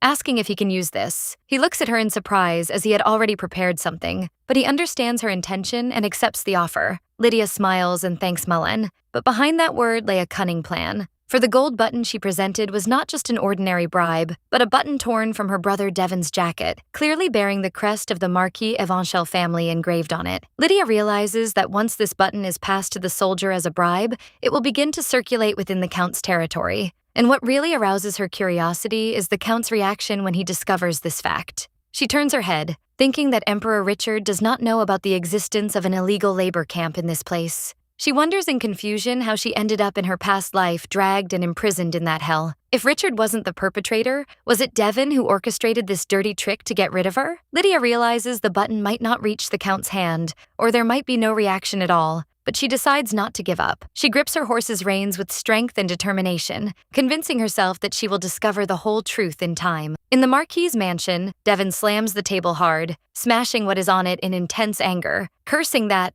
bastard. He stands at his desk, blinded by rage, cursing the current situation after the news of Lydia becoming a priestess spread throughout the capital. He wipes his face wearily, realizing that the source of the rumor is the imperial palace itself, and as expected, the emperor is the one who spread it himself. The emperor's goal was to ensure she never gets involved with arson under any circumstances, but he realizes now that he is in a bind. Since it is not a baseless rumor, he cannot step forward publicly to deny it, and he does not intend to turn against the emperor's decision yet. Devon calls for the butler, who appears at the door immediately. He orders him sternly to send a message to Empress Giselle, asking her to visit the Marquis's mansion as soon as possible, deciding that he cannot sit idly by while things spiral out of his control. Later, Giselle sits with Devon, and Giselle asks him quietly not to worry too much about that rumor. Devon explains that this rumor might hinder Lydia and restrict her, and that is why he cares about it. But Giselle replies that even if the two really fell in love, what can people do? As long as Lydia gives up the priesthood, there will be no doctrinal problem preventing their marriage. Giselle suddenly changes the course of the conversation, asking her older brother if he still isn't thinking about marriage. So Devon finds her sudden question strange. Giselle smiles a bright smile hiding cunning behind it, reminding him that she has become a member of the Avanchel family now too, and that she is worried about the family line ending, then asks him maliciously if the reason is his inability to forget his first love. Devon laughs sarcastically, noting that she was trying to flatter him at first, and now she is interfering in his private affairs so suddenly. He tells her that she wants something more than his family name. Giselle smiles, saying it seems he has revealed and seen what is inside her. Devon decides to be frank with her, telling her with a sly smile that he will answer her honestly about her hidden motives, admitting that first love is just an excuse and he simply does not want to marry, then asks her directly what she wants. Giselle threw her trump card, asking him if he would agree to adopt her second child, in the event he remains unmarried. Devon's eyes shine with intense interest and surprise at this proposal. Devon considers her clever plan,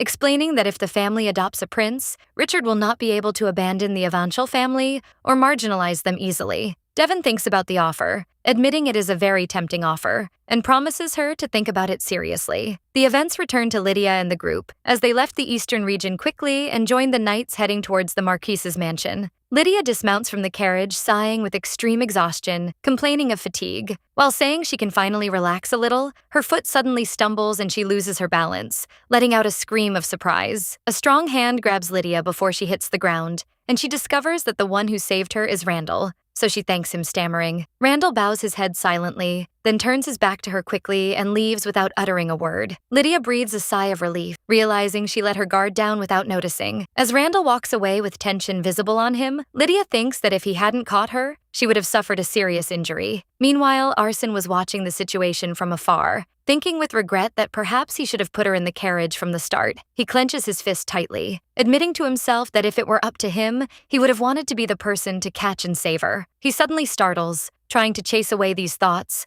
asking himself in astonishment what on earth he is thinking. He sees Lydia holding her back, wondering if her waist hurts, adding that she complained of pain in her butt last time too. Suddenly, a heavy hand is placed on his shoulder, and Cedric appears, saying with feigned understanding that he realizes the young master is at a vigorous age, but he shouldn't do that. Arson looks at him without understanding, so Cedric explains with a malicious smile that he means staring at a woman's butt. Arson denies it rigidly, explaining that Lydia is primarily a priestess, not just a woman. Cedric laughs and corrects his sentence, saying, then he shouldn't stare at a priestess's butt, while Arson mutters in annoyance that he wasn't staring. Cedric leaves, waving his hand, joking that lying is bad too, and that he will pray to the goddess tonight to forgive the sin his master committed today, leaving Arson feeling wronged. Lydia suddenly appears calling him, so Arson jumps in fright and asks her nervously what she wants. Lydia smiles and asks for his permission, saying she wishes to take a look at the nearby plains before they enter the Marquis's lands. Arson finds her request strange but doesn't object,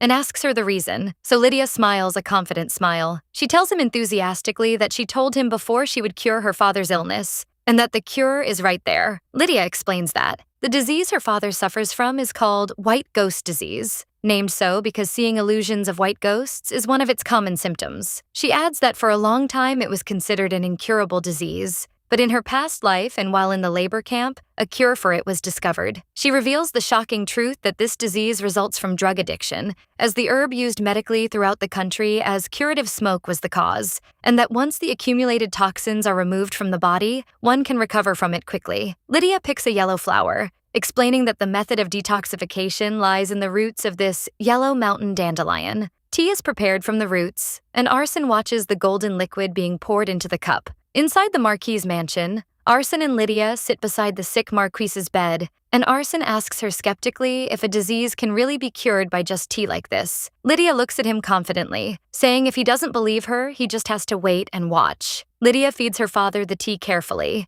recalling with sorrow how in her past life she was locked in the labor camp and couldn't even attend the moment of her father's death. But she swears this time she won't let him leave in vain. After 10 days pass, the Marquis begins to open his eyes slowly while Devon and Lydia stand beside him in anticipation. His eyes meet Lydia's, and he whispers her name with a weak voice, so her eyes tear up with emotion. Lydia rushes towards him and hugs him tightly, calling him, "Father!" The Marquis smiles and holds her to him affectionately, teasing her by asking if she missed her father that much. He strokes her hair gently, wondering lovingly why an adult lady is crying so bitterly. Lydia feigns burning tears before her newly awakened father, calling his name and Richard's name, stammering to stir his emotions. She tells him with a broken voice that Richard broke off their engagement and announced his marriage to Giselle instead of her. Lydia increases the dose of drama, claiming that Richard didn't stop there, but gloated over her and wished she would choke on her heartbreak. She drops the biggest bombshell before her stunned father, revealing that Richard was cheating on her with Giselle throughout the engagement, and that her cousin is already pregnant by him. The Marquis ignites with anger, unable to believe Richard dares to do that to his daughter after the Marquis risked the family's future to support his rebellion. He describes Richard as an impudent bastard,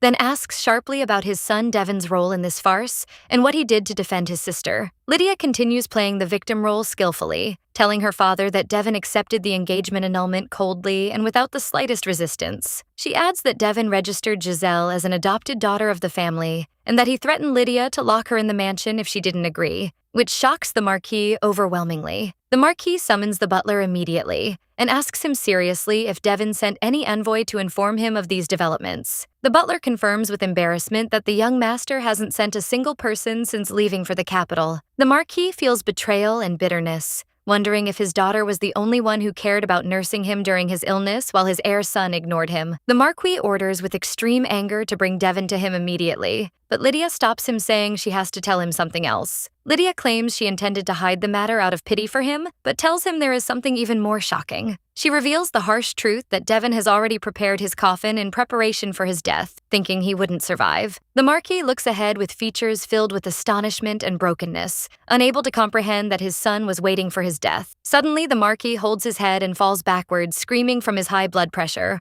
while the butler and Lydia rush to him. The Marquis regains consciousness, holding his head in pain, and decides he must send someone to the capital immediately to verify this information himself, thanking Lydia for telling him the truth. The Marquis orders the butler sternly to ensure the news of the Marquis's recovery never reaches the capital, and the servant agrees immediately. Lydia thinks intelligently, realizing her father is a man obsessed with blood purity, and that's why he was always lenient with Devon, the heir. Lydia realizes the situation is different now. Her father won't be able to overlook the betrayal of his son who wished for his death and prepared his coffin. Lydia smiles confidently, realizing the relationship between Devon and her father will inevitably collapse, and that this is the real starting point for her revenge. The events shift to the Lord's castle in the border region of Yiban, where days seem quiet and peaceful, as if the previous suffering was just a lie. Lydia strolls with her friend Maria in the market happily, and suddenly they encounter Cedric, who asks them about their destination. Lydia answers him with a smile that they went out to buy some baby supplies, given the lack of good shops in the countryside, and Cedric comments with a calm smile on how quickly the two girls became close.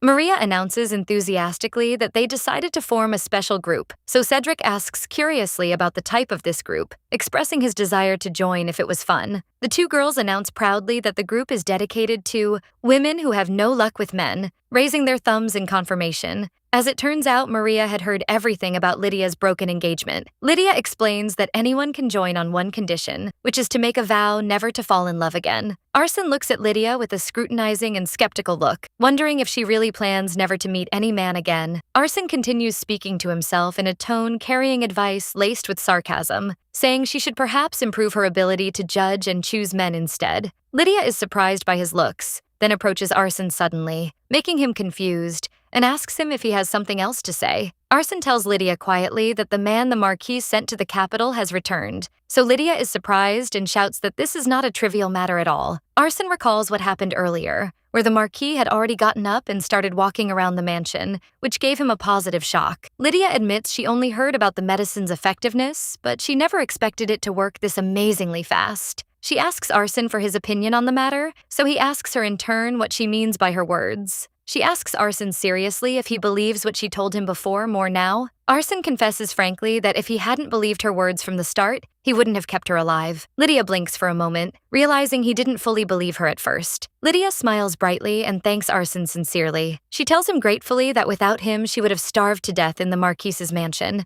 and that things went according to plan thanks to him. Meanwhile, the Marquis burns with anger as he reads the report, screaming that Devon didn't just make the coffin, but hired a sculptor to make the tombstone as well, and orders his men to go immediately to cancel the adoption. The Marquis shouts, condemning his son's audacity to talk about adoption without the permission of the head of the family, while Lydia pops her head in from the door, calling her father. The Marquis turns to her with heartburn, telling her every word she said was true, describing Devon and Giselle as ungrateful bastards. The Marquis pours his wrath on Giselle specifically, recalling how he picked her up when she was an orphan and she should have been just a maid, but he raised her as a noble, only for her to stab him in the back in the end. The head butler confirms the truth of his words, while he continues with sorrow that instead of looking for a cure for him, she seduced the young master and dared to aspire to the position of adopted daughter. Lydia thinks nervously that canceling the adoption is certain, but it would be annoying if all anger focused on Giselle alone. Lydia decides to steer the anger intelligently, wondering with feigned innocence if her father really believes Giselle could decide all that on her own, hinting that Richard's influence must be involved in the adoption matter too. The Marquis realizes the matter and announces angrily that he cannot sit idly by and must go to the capital immediately. Lydia pretends to be worried, warning him that this might harm his health again. The Marquis pats her head affectionately, saying that after she treated him this way, no health problem faces him. He reassures her that her father will go and fix everything, and asks her to rest and join him later. Lydia refuses gently, telling him with a smile that she wants to go to the border, lying that since she became a priestess, she wants to do her best there. The Marquis is deeply moved by her words and his eyes tear up. The Marquis praises his daughter, saying she is truly impressive, and compares her to the naughty Devon who should have learned from his pure younger sister, while poking her forehead with his finger lovingly. Lydia laughs nervously, feeling a slight prick of conscience for deceiving her father. Lydia leaves the room thinking with relief that things went exactly as she wanted. Lydia realizes that once her father arrives in the capital, he will cancel Giselle's adoption, and that even if she and Devon agreed, the matter will end if the head of the family refuses, and expects the Emperor to try to persuade him. Lydia smiles confidently, assuring herself that the Emperor's attempts will be futile. She recalls the fact that her father believed his daughter of his direct blood would become Empress, and for this reason, he supported Richard. She remembers how Richard ignored that implicit agreement by cheating on her with Giselle. Lydia realizes with certainty that her father's feeling of betrayal and insult will be immense, to the point that neither the Emperor's persuasion nor threats will work with him anymore. Lydia speaks to Arson with complete confidence, asserting that Richard is just a novice emperor to her father who just ascended the throne, and no matter what he tries to do, her father will take care of the matter alone. Arson notices her improved mood, noting to himself that her complexion looks much better than it was in the capital. Arson stops suddenly and asks her suspiciously if she plans to return to the capital too. Lydia is surprised by his question and looks at him in astonishment. Arson suggests she stay here at the Marquis's mansion instead of leaving. Lydia blinks in confusion, trying to understand what he implies by his words. Lydia approaches him seriously, wondering if he is worried about the possibility of her spreading his secret. Lydia realizes his meaning, concluding he wants her to stay under his sight to monitor her for fear of revealing his secret, but he denies that quickly. She explains to him she doesn't mean that, but means she won't follow him to the border, but at the same time won't stay at the Marquis's mansion. Lydia reassures him she won't go to the Edis family mansion and won't cause him trouble if she accompanies him, so Arson asks her sarcastically where she will live at the border if she doesn't come to the mansion. She tells him enthusiastically that Sir Cedric told her there is a temple there, and a priestess should live in the temple naturally. Arson looks at her with a look filled with despair, explaining there is indeed a temple, But the problem is it's an abandoned building, unused for 50 years. Lydia doesn't care about his warning, asking optimistically if the basic structure of the building still exists. Confirming her decision to repair and use it with Priest Byron, Arson puts his hand on his forehead helplessly and decides to stop arguing, while Lydia reassures him she won't cause trouble anyway, and he just has to wait and see the reality himself. Arson thinks to himself worriedly that she doesn't realize how cold and dangerous the border region is. The next day, the Marquis leaves immediately heading to the capital, and since there is no work left at the Lord's castle, Arson, Lydia, and the group decide to set off towards the border as well. Arson orders his men to load the supplies provided by the Marquis onto the carriage. He turns to Lydia and asks her seriously to ride in the carriage this time, reasoning that the road to the border is fraught with danger. Lydia finds his description of the road as dangerous strange, but agrees to his request. Lydia sits inside the carriage thinking about his words, noticing nothing significant has happened so far despite his warning, even if the road is a bit bumpy. She remembers that monsters live at the border, but convinces herself his words were just a precautionary warning, nothing more. The lines explain that the 3 villages located on the edges of the Marquisate are collectively known as the Border, arid regions with long nights where monsters appear frequently. Since ancient times, the Edis family, vassals of the Avanchel Marquisate, were responsible for protecting this border in exchange for exemption from taxes and conscription. Lydia now realizes the real reason behind Arson guarding the border. She laughs lightly, telling herself they haven't reached the border yet, naively ruling out the idea of monsters appearing on the main road. Suddenly, something huge slams into the carriage with tremendous force, tipping the scales in an instant. Soldiers scream about monsters, and a giant multi-legged monster appears attacking the convoy, while Arson issues his orders to everyone to attack. Lydia screams in terror, unable to believe what she just ruled out has actually happened so quickly. Inside the tilted carriage, Lydia tries to wake Neela, who lost consciousness from the shock. While trying to protect Neela, she hears the soldiers screaming outside, trying to lure the monsters away from the people. Maria calls out in a panic-filled voice to Priestess Lydia and Neela, asking them to hurry and come in this direction to survive the attack. At that critical moment, Lydia rushes to protect Maria, hugging her tightly amidst the utter chaos. Lydia freezes in place, unable to move her legs from sheer terror, while the monster opens its terrifying jaw ready to pounce on them. Lydia shuts her eyes tightly, surrendering to the idea that her end has come and she will die in this desolate place. Suddenly, a sharp sound cuts the air, and a shining sword slices through the monster's body at the last moment. Arson appears from behind the dust with blood covering his face and clothes, asking Lydia eagerly and anxiously if she is okay. Lydia looks at him with tears filling her eyes from shock and relief, whispering his name with a trembling voice. Arson asks them calmly and confidently to step aside a little until he finishes the matter quickly, while he stands firmly holding his sword. Lydia watches his broad back as he heads towards the monsters, admitting to herself she knew he was titled the strongest swordsman in the Empire, but seeing it in reality is completely different. She now realizes clearly, seeing his overwhelming power, why Devon and Emperor Richard were so keen and desperate to keep Arson on their side. The battle ends and everyone rushes to check on each other, while Maria feels horrified seeing the blood covering Lydia's clothes. Lydia laughs lightly to reassure her, explaining this blood is not hers, but monster blood that splattered on her during the fight. Maria feels relieved, saying it's good she wasn't hurt, but the blood remaining is a problem in itself, and asks her to go wash and change her clothes immediately. So Lydia agrees. After an hour, Lydia comes out feeling refreshed after washing and wearing clean clothes. She talks to Maria while carrying dirty clothes, expressing relief at a nearby stream, suggesting washing the blood-stained clothes too. Suddenly, the 2 girls stop in their tracks, mouths open in shock and astonishment at what they see in front of them. The scene that stopped them was seeing the knights, including Arson, washing in the river having taken off their shirts, revealing their athletic bodies. Maria tells the knights they will wash clothes in that place and asks them to make themselves comfortable bathing. One of the knights shouts with spontaneous enthusiasm, inviting them to be at ease,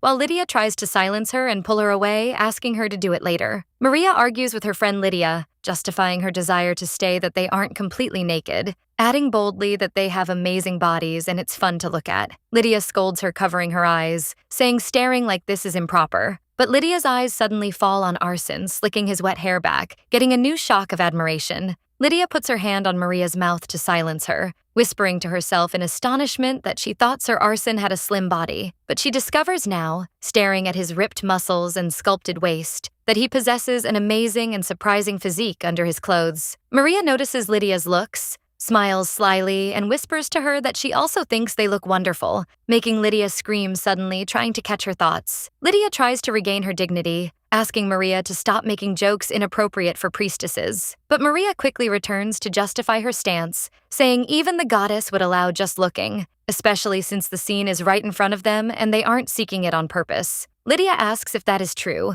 so Maria confirms it. Lydia asks her opinion, who she thinks has the best body among the knights. The two girls thought they were speaking in a low voice no one could hear. But in reality, all the knights, led by Arson, were listening with intense focus to every word, wondering with curiosity and male vanity about the identity of the knight the lady would choose as the owner of the best body. The knights exchange enthusiastic looks, whispering to each other that an opportunity like this shouldn't be missed. So one of them approaches Priestess Lydia with a confident smile. The knights begin showing off their muscles proudly under the sunlight, and one asks the priestess to look closely at their magnificent muscles. While striking poses highlighting their physical strength, Arson watches the scene from afar with a cold look and annoyed features, thinking to himself that everyone is focusing on trivial matters of no value. Lydia puts her hand on her chin in deep thought, indicating the choice is very difficult, while the knights await her verdict with tension and hope. After moments of hesitation, Lydia announces her honest opinion, saying Sir Cedric has the best body in her view, which strikes everyone with surprise.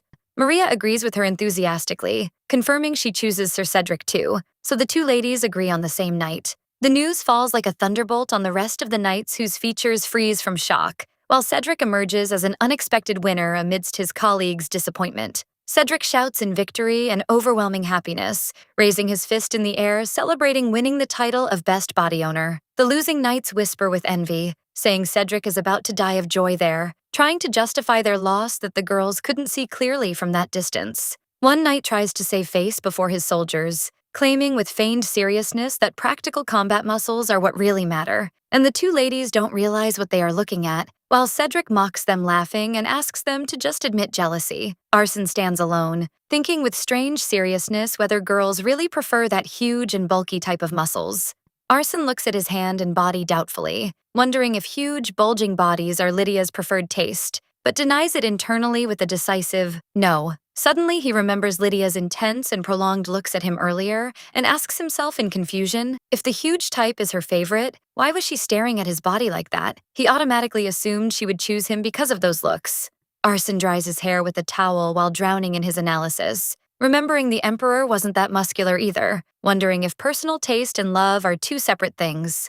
He concludes with complete seriousness that going against her preferred physical taste for him must mean it is true love, indeed. Suddenly, he stops drying his hair, shocked by the train of his thoughts, asking in astonishment why he cares about this trivial matter in the first place. Arson decides to ignore the matter and consider it unimportant, but Knight Cedric interrupts him, waving his arms happily and calling him Commander. Cedric boasts of his body before Arson, pointing out proudly that his body has been recognized by two ladies, asking if he looks cool too. Arson turns his face, trying to show indifference, but in reality, he feels intense annoyance and distress from the whole situation. Arson cannot hold back his annoyance, then answers denying with, not at all. Cedric looks at him with surprise and tension, trying to salvage the situation quickly, claiming he was only joking and there is no need for his tension. Arson walks away, wiping his face with his hand, cursing the situation and thinking he acts very strangely whenever it concerns Lydia for some reason. The scene shifts to the camp setup, where Arson enters his nanny Neela's tent to ask affectionately about her condition. Neela smiles gently, reassuring him it was just a minor shock and she wasn't badly hurt, apologizing for delaying the journey because of her.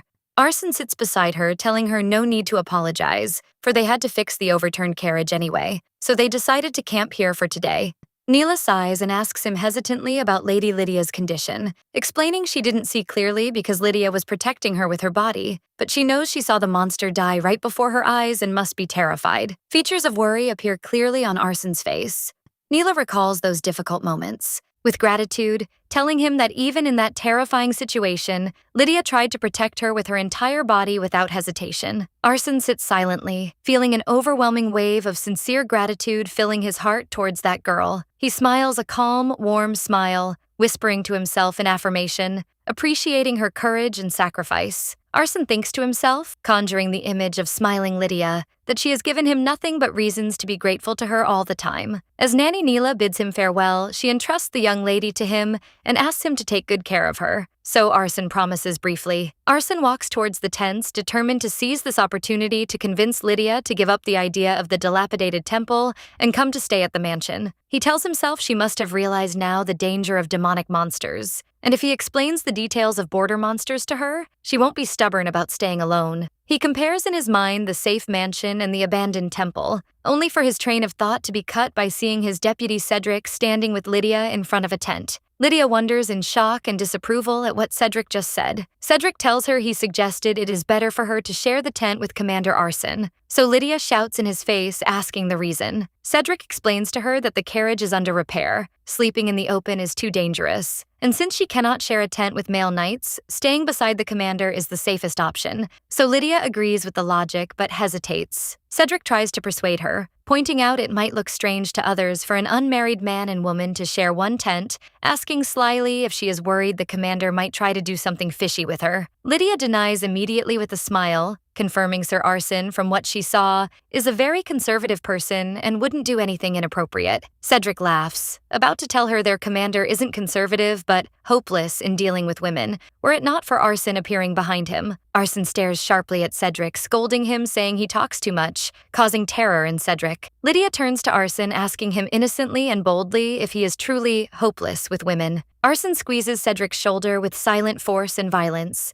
denying that with complete rigidity. Lydia hums suspiciously, while Arson sweats, thinking the term hopeless refers to someone who doesn't know how to deal with women, while he chooses not to date on purpose. So it is different. Lydia smiles slyly, asking him in a joking tone if that's the case. So Arson realizes she doesn't believe him. Lydia tries to salvage the situation, pretending with exaggerated enthusiasm she believes him completely. She adds that this is interesting, and hearing that made her not hesitate to share the tent with him anymore, confirming she believes him but finds it funny. Arson realizes she doesn't believe him at all, and inside the tent asks her seriously to take the inner bed while he takes the outer side. Lydia praises his morals, saying he has good style for a hopeless person, so he reminds her with annoyance that she just said she believes him, so she just says, "Ah." Lydia wonders curiously why he chooses not to date on purpose despite his great popularity, asking if it is because of a secret. Arson falls silent for a moment, admitting to himself she isn't wrong, for if he had a lover, he might reveal his secret to her unintentionally. He thinks bitterly of the crime he committed to bear the burden of this heavy secret, deciding increasing the number of people responsible for it in this situation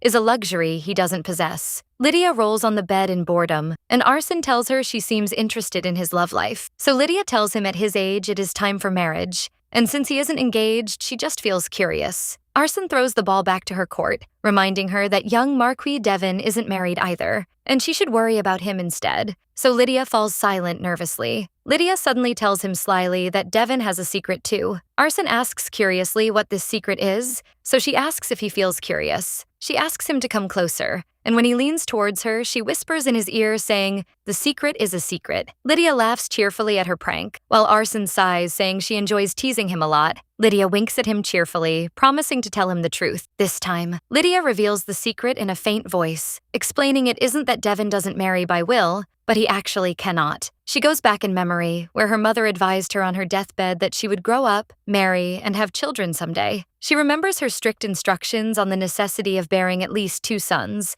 to give one of them to her brother. Lydia returns to the present to drop the bomb in Arson's face, whispering that Devon is a eunuch. Arson is struck by complete astonishment, his eyes bulging from shock and confusion, asking stammering what she just said. Lydia smiles sarcastically, repeating her words clearly, confirming her brother's body cannot perform a man's functions. Lydia explains her mother was frail and cherished Devon greatly for being her only son, remaining worried about him until the last day of her life. She adds her mother asked her to bear 2 sons to give an heir to her brother unable to procreate, and they agreed to keep this a secret between them only. Lydia admits to herself she kept this secret faithfully in her past life out of love for her mother, but doesn't intend to do so now. Telling Arson the reason goes back to a wrong medicine given to him in childhood. Arson puts his hand on his chin, thinking, seeing that calling this a dangerous secret is a bit exaggerated, as nobles can adopt an heir easily, so it isn't a fatal flaw. Lydia clarifies others might see it that way, but her father insists strongly the family line continues from his direct blood and won't accept otherwise. Arson questions the logic of the plan, pointing out the Marquis won't give up his only son easily, meaning the adoption plan might conflict with the father's wish if he doesn't know. Lydia praises him with a sly smile for his keen observation,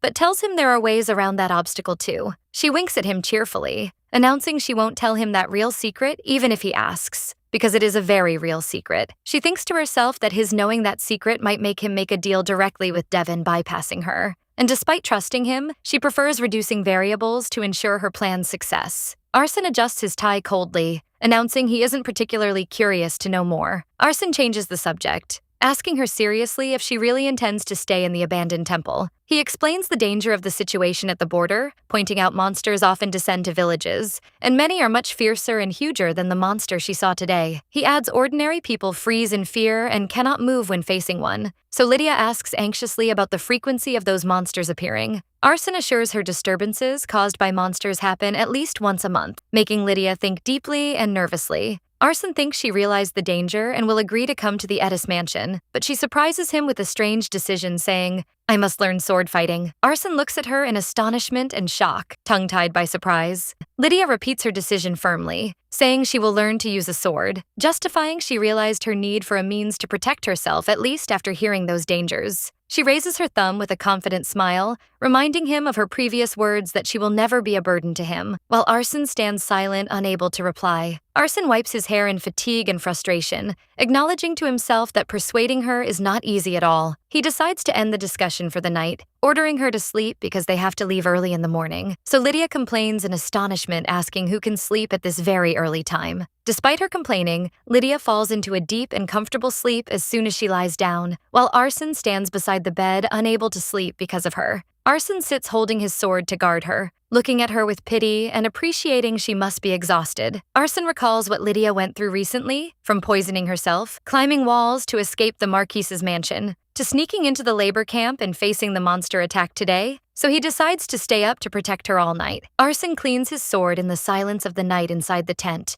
and suddenly a muffled moan reaches his ears. He turns towards the bed to find Lydia tossing and turning with clear restlessness, so he watches her with concern, wondering to himself if she is suffering from a nightmare haunting her. Dreams. In the depths of her sleep, Lydia's memory returns to those dark moments, where she finds herself kneeling in a cold and desolate cell. Richard appears before the bars with cold features, assuring her rigidly that he will not kill her. While tears stream from Lydia's eyes, Richard reminds her that attempting to kill the future empress and the heir to the throne in her womb is a heinous and unforgivable crime. However, he adds that her engagement to him saved him when he was just a prince. So, since he has become emperor now, he will return the favor by sparing her life. Lydia reaches her trembling hand towards him from behind the bars, whispering his name, Richard, pleadingly, but he cuts her off with biting coldness, announcing that the accounts between them end at this point. He delivers his final words sternly, demanding that she act wisely from now on, and emphasizing that sparing her life is the last mercy he can offer her. Richard turns his back and prepares to leave, so Lydia screams in panic and fear, begging him not to go. She admits her mistake with a broken voice. She clings to the bars tightly and begs him, weeping, to stay with her a little longer, expressing her intense fear of remaining alone in this place. She screams his name at the top of her lungs while kneeling on the ground in a complete breakdown. But Richard, naturally, continues walking away without turning towards her even once. Lydia watches his back as he moves away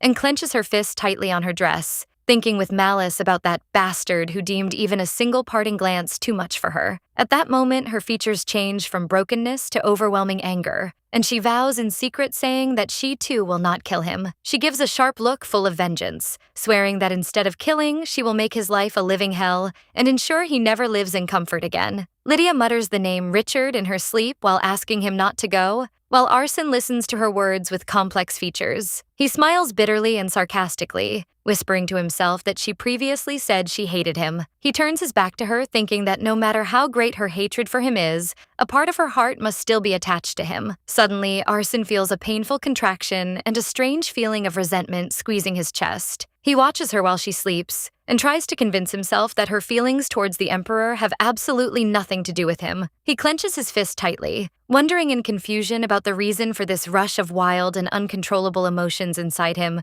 whenever he is close to Lydia, whether in the valley previously or now. In the capital, Devon stands shocked and pale-faced in front of his luxurious mansion, wondering in terror if his father is on his way to him. His servant confirms the news, explaining that someone from the checkpoint sent a message stating that the Marquis has indeed crossed the outer wall of the capital. Devon asks, stammering, about the white ghost disease, and if his father really recovered from it, then orders the servant quickly and in panic to remove the coffin immediately because he is going out to receive his father. The Marquis arrives in his carriage and his servant helps him down. Devon runs towards his father, opening his arms with a wide and fake smile, feigning happiness and a warm welcome for his father. The Marquis looks at his son with sharp and piercing eyes, so Devon asks him if he has fully recovered from his illness, adding that he can hardly believe it even after seeing it himself. The Marquis calls him by his name in a serious tone. Devon maintains his nervous smile and answers with artificial politeness, "Yes, father." The Marquis faces his son Devon directly and asks him in a firm tone if it is true that he tried to register Giselle in the family registry. Devon smiles nervously, trying to salvage the situation,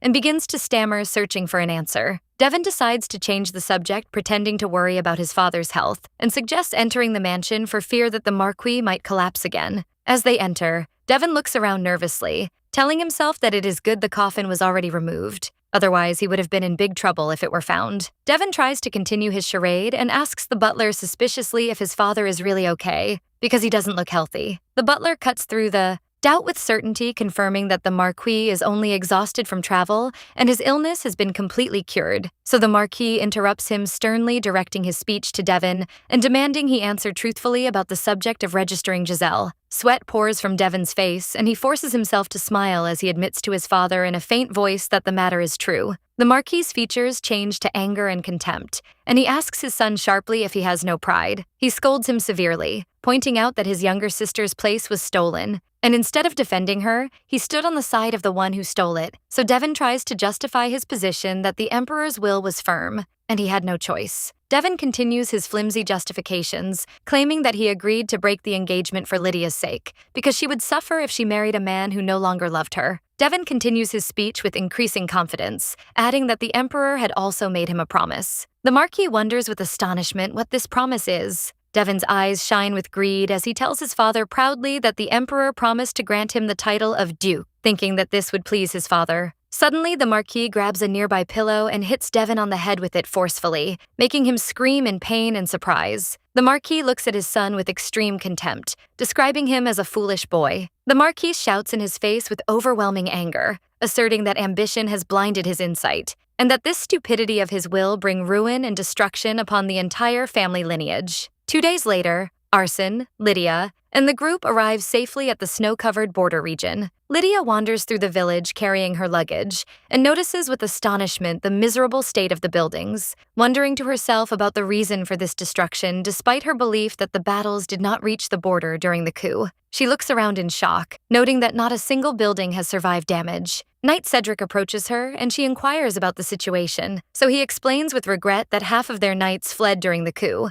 making them unable to properly repel the attacks of demonic monsters. Cedric smiles while rubbing his neck, adding optimistically that now with Commander Arsène back, they should be able to restore order. Lydia looks at Arsène's back, realizing clearly that he is an indispensable person for this border region. Meanwhile, the old followers of the Byron family and the villagers meet each other amidst an atmosphere of affection. Lydia notices that the residents have recognized the old man Robert and concludes that he was perhaps one of the old servants of the Byron family. Lydia breathes a sigh of relief and feels great comfort, certain that everyone here will be safe under Sir Arsène's protection no matter what happens. She smiles with satisfaction, telling herself that she has achieved at least one valuable goal in her current life. Lydia turns to Cedric and asks him about the location of the temple, so Cedric looks at her with shock and incomprehension, wondering if she really intends to live in the temple, so she confirms it with a smile, saying she is a priestess, of course. Cedric feels embarrassed and hesitant, so he suddenly calls Randall and asks him to show the young lady the way,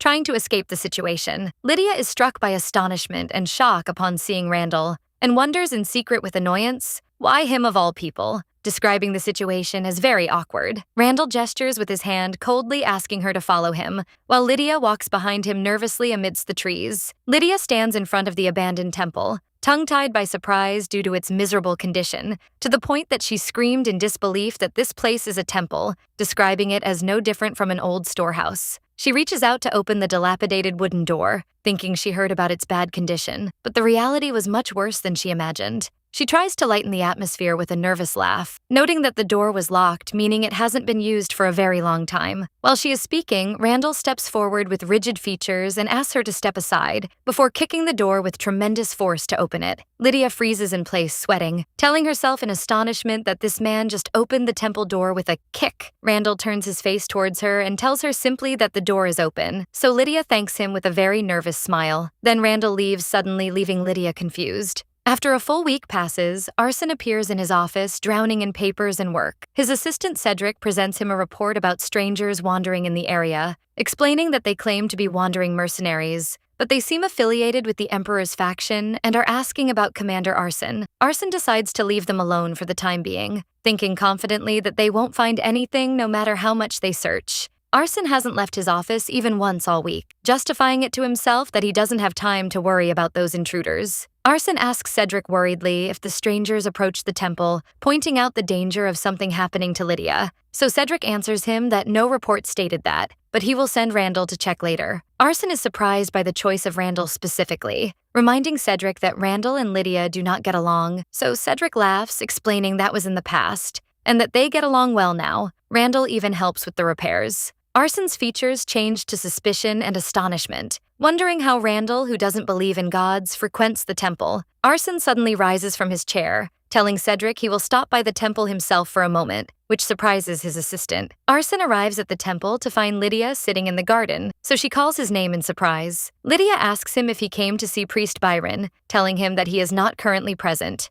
Arson denies that, explaining he only came to check on the place, while Lydia notes that the temple looks decent now thanks to hard work and people's help. Lydia praises Randall with great enthusiasm, describing him as amazing for his ability to do everything from carpentry to cleaning, while Arson listens with uncomfortable features. Lydia is surprised by Arson's silent reaction, and wonders in secret if he is pretending not to know, confirming to herself that Randall definitely helped her. Lydia remembers how she thanked Randall previously, and how he answered shyly while turning his face away that the credit goes to her for finishing the work quickly. She also remembers how he justified his help to her stammering, claiming he did it only because Commander Arson ordered him to. Lydia returns to reality looking at Arson, thinking that Randall probably said that because he is too shy to brag about himself. She thinks with a satisfied smile that Cedric was right, and that Arson is an innocent boy. Arson notices Lydia's looks at him and asks her with surprise why she is staring, so Lydia denies any reason and tries to salvage the situation. Lydia seizes the opportunity and asks him if she can ask a small favor since they met. Lydia's features brighten and she speaks enthusiastically about lily of the valley flowers in the forest,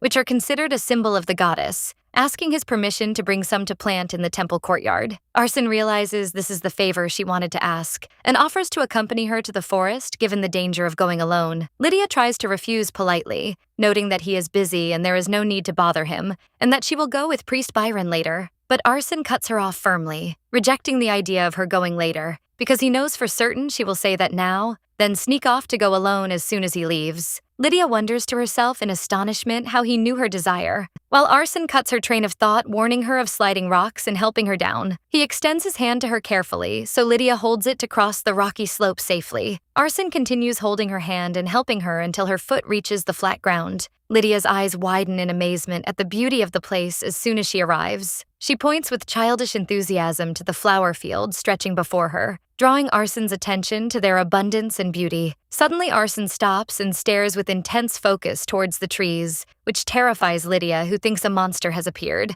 so she trembles and stammers while pointing behind him in panic. Arson turns calmly to see what she means, then tells her coldly that the huge creature with bulging muscles in front of them isn't a monster, but just a winter rabbit, which strikes Lydia with astonishment and shock. Lydia suddenly remembers that he previously compared her to a winter rabbit, and Arson acknowledges that quite calmly. Lydia burns with anger as she compares in her imagination between her appearance and this muscular and scary rabbit, rejecting the comparison completely and wondering if she looks like a monster in his eyes. Arson tries to justify his position nervously, explaining that rabbits have thick and cute fur only in winter, and since it is spring, its shape changed, but Lydia refuses to hear his excuses and screams that he is a liar. Arson decides to end the futile argument, reassuring her that it isn't a monster anyway, and there is no need to worry, while she stands crossing her arms in annoyance. Suddenly, Arson's features change to seriousness, realizing he almost forgot the real reason for coming here. He asks her seriously if men claiming to be mercenaries came looking for her, so Lydia confirms that while holding her shovel, wondering in amazement how he knew about the matter even though they just left. Arson reveals their true identity as scouts affiliated with the Emperor, and promises her he will kick them out soon, but recommends she be extremely cautious. Lydia expresses her concern that kicking them out by force might arouse suspicions about them hiding something at the border. She thinks deeply about the dire consequences, realizing that if suspicion hovers around Arson, Richard might send soldiers openly, and if one of them recognizes the Byron Duchy followers hiding here, a disaster will occur. Lydia tells him it is better to make them leave on their own, but the dilemma lies in how to push them to do that. Lydia suggests a bold and surprising idea, which is fabricating a romantic scandal between them. Arson is severely shocked and his face turns red with embarrassment, unable to comprehend what she is saying. Lydia explains her plan cunningly, suggesting spreading a rumor that she is pursuing him romantically while he is uninterested in her, to avoid any exaggeration that might backfire, considering this amount of drama will suffice. Arson remains silent and stunned, while Lydia confirms that the scouts will rush to convey this trivial news immediately to the capital. Lydia laughs confidently, asserting that acting as she used to do with Richard will work, because the Emperor will lose interest in the border and will pity Arson if he hears she is obsessively pursuing him. And when Arson suggests with concern the possibility that the Emperor might summon her to the capital to squash the rumor, Lydia raises her finger, denying that completely and with absolute confidence. She explains to him that doing so would make people assume the Emperor still harbors feelings for his former fiancée, whom he abandoned. She points out that Richard, who reached the throne by a coup and broke off his engagement immediately upon his coronation, suffers from a shaky and unstable image. She adds that his desperate need for public support currently will prevent him from getting involved in messy rumors with the daughter of the Marquise, who was one of his biggest supporters. Lydia concludes her speech with a bright smile, considering it a tight plan, and asks his opinion. Arson looks at her for a moment before agreeing reluctantly. Arson emphasizes to Lydia strictly that this plan must remain a buried secret between them only. He adds seriously that if they are going to do this, she must commit to it and execute it completely and correctly. Lydia smiles cheerfully and agrees, then jokes that she will prepare and visit his mansion so much that she will wear out his doorstep from entering and exiting. Arson looks at her with an annoyed side glance, thinking she returned to saying this provocative stuff again, and tells her that if she had agreed to stay at the mansion from the beginning, executing this plan would have been much easier. Lydia asks him slyly why he wants to get her into his mansion so badly, warning him that people might think he is flirting with her if they hear this insistence, making him startle nervously. Lydia laughs while holding her shovel, saying she knows the truth and there is no need to deny, describing him as hopelessly innocent. Arson tries to object, stammering and denying the attribute of innocence, but Lydia interrupts him suddenly, pointing enthusiastically to a field full of flowers there. Lydia runs towards the flowers, leaving Arson behind, while he looks at her with calm features. He watches her running among the flowers, thinking with wonder that the Emperor fears this woman.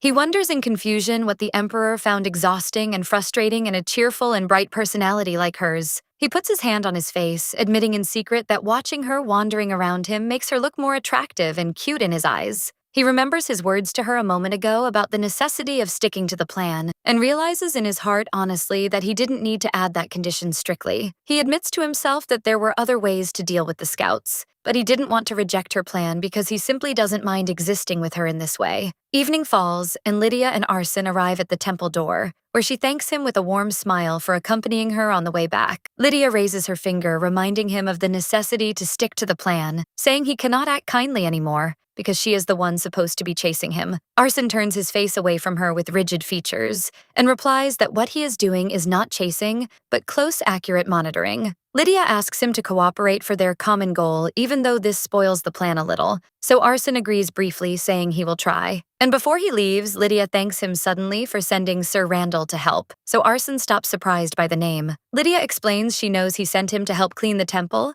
and she heard everything earlier, so Arson realizes with shock that brat Randall came on his own and used him as an excuse. Lydia laughs happily, considering Arson shy and wanted to hide his kindness, but she expresses her desire to thank him anyway. Arson thinks seriously about the necessity of correcting this misunderstanding and telling her that Randall lied and he didn't send him. But he hesitates and covers his mouth, feeling unwilling to say that for some reason, so he decides to leave silently, bidding her farewell. Arson leaves the temple, noticing it has gotten late and it is already evening, even though he told Cedric he would return quickly. He walks distracted, thinking about the strange irony in their plan. He pretends to push Lydia away from him, while she pretends she admires him and chases him. Arson wonders to himself as he walks away, while Lydia stands in the garden, and they think about whether they will really be able to execute this charade successfully. Lydia's memory returns to the past, specifically to the day of her debut in society, which coincided with the anniversary of her mother's death. Lydia stands alone under the moonlight with tears in her eyes, thinking she couldn't force herself to smile and have fun while her mind is occupied with her mother's memory. And suddenly she hears movement behind her. Prince Richard appears in his youth and asks her curiously about the reason for Lady Evanchel's presence here. Lydia dries her tears in confusion and tells him with a broken and sad voice that she misses her mother very much. Lydia's sight returns to the past, where Richard stands before her on that moonlit night and offers her a handkerchief to wipe her tears, telling her in a warm tone that crying is not shameful, and he understands her feelings well. He smiles at her reassuringly, while she stands before him with tears filling her eyes, and he confesses to her shyly that it is embarrassing, but reveals to her that he misses his deceased mother too. Lydia remembers that moment clearly, and how she felt embarrassed and weak, but she realizes now that those words were the key that made her heart incline towards Richard. Lydia wonders in her heart with sorrow if that was the moment she fell into his trap, while tears stream from her eyes at the memory. She reviews the tape of her memories, where she started after that day frequenting the third prince's palace, and rumors spread about their relationship among the servants who witnessed those repeated visits. The sequence of painful events passes before her eyes: the engagement, then the betrayal, the annulment, the prison, and finally turning back time. Lydia startles in the present, tearing that mental image in anger, realizing it isn't a happy memory worth retrieving. She decides to use the same method that entrapped her in the past, but this time she is the one who will hold the reins, determined to show her affection openly and exaggeratedly. She clenches her hand with determination, deciding to start from tomorrow making people notice her alleged obsession with Arson. The next day, Lydia walks beside Arson in the market and notices people's whispers and looks, so she asks him with a smile if there is something wrong. While he seems annoyed, Arson sighs in distress, telling her they were subjected to a scam again in Count Mon's lands. He points angrily to the sacks of grain, explaining that merchants sold grain worth 1 gold coin for 10 coins, which strikes Lydia with severe shock. Lydia suggests they go and confront those scammers immediately, but Milan hesitated for some reason. Milan explains the problem to Lydia, clarifying that it is difficult to transport food by land to the border because magical monsters are sensitive to the smell of grain and attack caravans, and the only place available to buy is the Count's province across the river. He adds that merchants refuse to even sell seeds or seedlings for planting, making obtaining them almost impossible. Lydia realizes these merchants are exploiting the situation, knowing border knights cannot challenge them, and she bites her thumb thinking about this greedy exploitation, wondering if the Count knows about this matter. Malin clarifies to Lydia via one of the knights that the Count always resides in the capital, but the agent managing the province definitely knows what is going on. Lydia wonders with astonishment about Count Mond being in the capital, for she doesn't recall seeing his face there before. Lydia concludes intelligently that if he didn't show his face in the high-class gatherings she attended, it is unlikely he is from a powerful family. And in short, his influence is much less than a marquis family's influence. Her eyes shine with defiance, deciding it is time for Lady Evanchelle, the Marquise's daughter, to step to the forefront instead of the humble priestess. Lydia turns to the knights with a wide and enthusiastic smile, asking them who wants to accompany her to cause chaos and a dramatic scene in Count Mon's lands. A few days later, Lydia sits inside the carriage heading to the province and expresses her surprise to Arson sitting opposite her, saying she didn't expect him to accompany her himself too. Arson sits with dignity and calm, listening to her talk. He explains to her seriously that it would be annoying if harm befell her while in a strange land alone, adding that the Marquis, her father, would be extremely angry if he knew. Lydia laughs cheerfully, reminding him she won't be alone, as the rest of the knights are accompanying her too. Arson insists on his position, explaining that public security in that province is very bad due to the many merchant ships, mercenaries, and smuggling, so accompanying her is the safest option, warning her to be careful upon arrival. Lydia yawns indifferently, and reassures him she won't wander alone. Then she smiles slyly and adds in a joking tone that it seems Marquis Randall also wanted very much to come, and it is a pity he couldn't, making Arson flinch in annoyance upon hearing the sarcastic title. Arson remembers when Lydia asked the knights aloud who wanted to accompany her to cause the scene Lydia planned. Everyone raised their hands with great enthusiasm, including Randall sneaking in from the back, and Lydia cheered happily seeing this activity and interaction from everyone. Arson decides to organize the group heading to the Count's province, explaining it would be difficult for everyone to leave the border at once, so only a few will go. He gestures towards his men, choosing his deputy Cedric and only 3 others to accompany them on this mission. He turns to them seriously, announcing that those 4 and he will go together, putting the movement plan into action.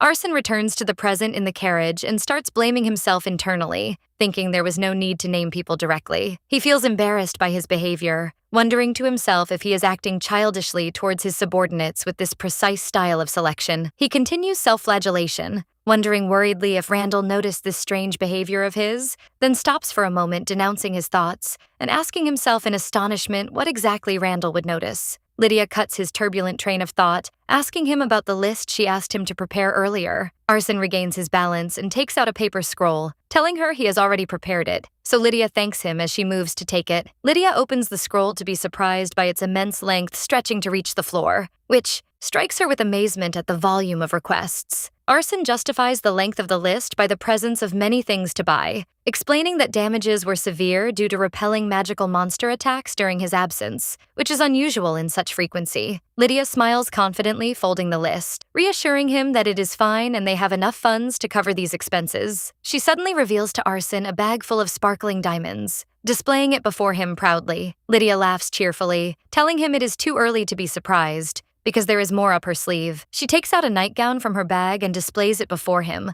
while Arson looks at her in shock and embarrassment at what he sees. Lydia explains cunningly that this is her father's emergency fund, hidden in the marquisate, where she sewed money and diamonds inside this fabric to smuggle it without her brother Devon's knowledge, pointing out maliciously that she told him it was expensive underwear, to deflect suspicion. Arson's cheeks turn red with embarrassment as he covers his mouth, while Lydia continues her speech saying she must rip the rest of the fabric to extract what is inside, and Arson asks her if she is tired, so she says she is a little tired because she stayed up late doing that yesterday. Arson looks at her with tension and embarrassment, then extends his hand asking her to give him the fabric so he can do this task instead of her. Lydia is surprised and tries to object, but he interrupts her seriously, asking her to go to sleep, because she will need all her energy to cause the dramatic scene she plans in the province tomorrow. Lydia smiles gratefully, and agrees to his offer, saying she will close her eyes a little, thanking him with the title Marquis, and tells him she won't say anything even if he embezzles a piece or two for himself, but he tells her he will never do that. Lydia lies down and falls asleep quickly, while Arson looks at her sleeping peacefully. Arson sits alone in the carriage, holding the fabric and unpicking it to extract the diamonds, putting his hand on his head in despair, wondering to himself, what on earth am I doing? The group finally arrives at Wand Province,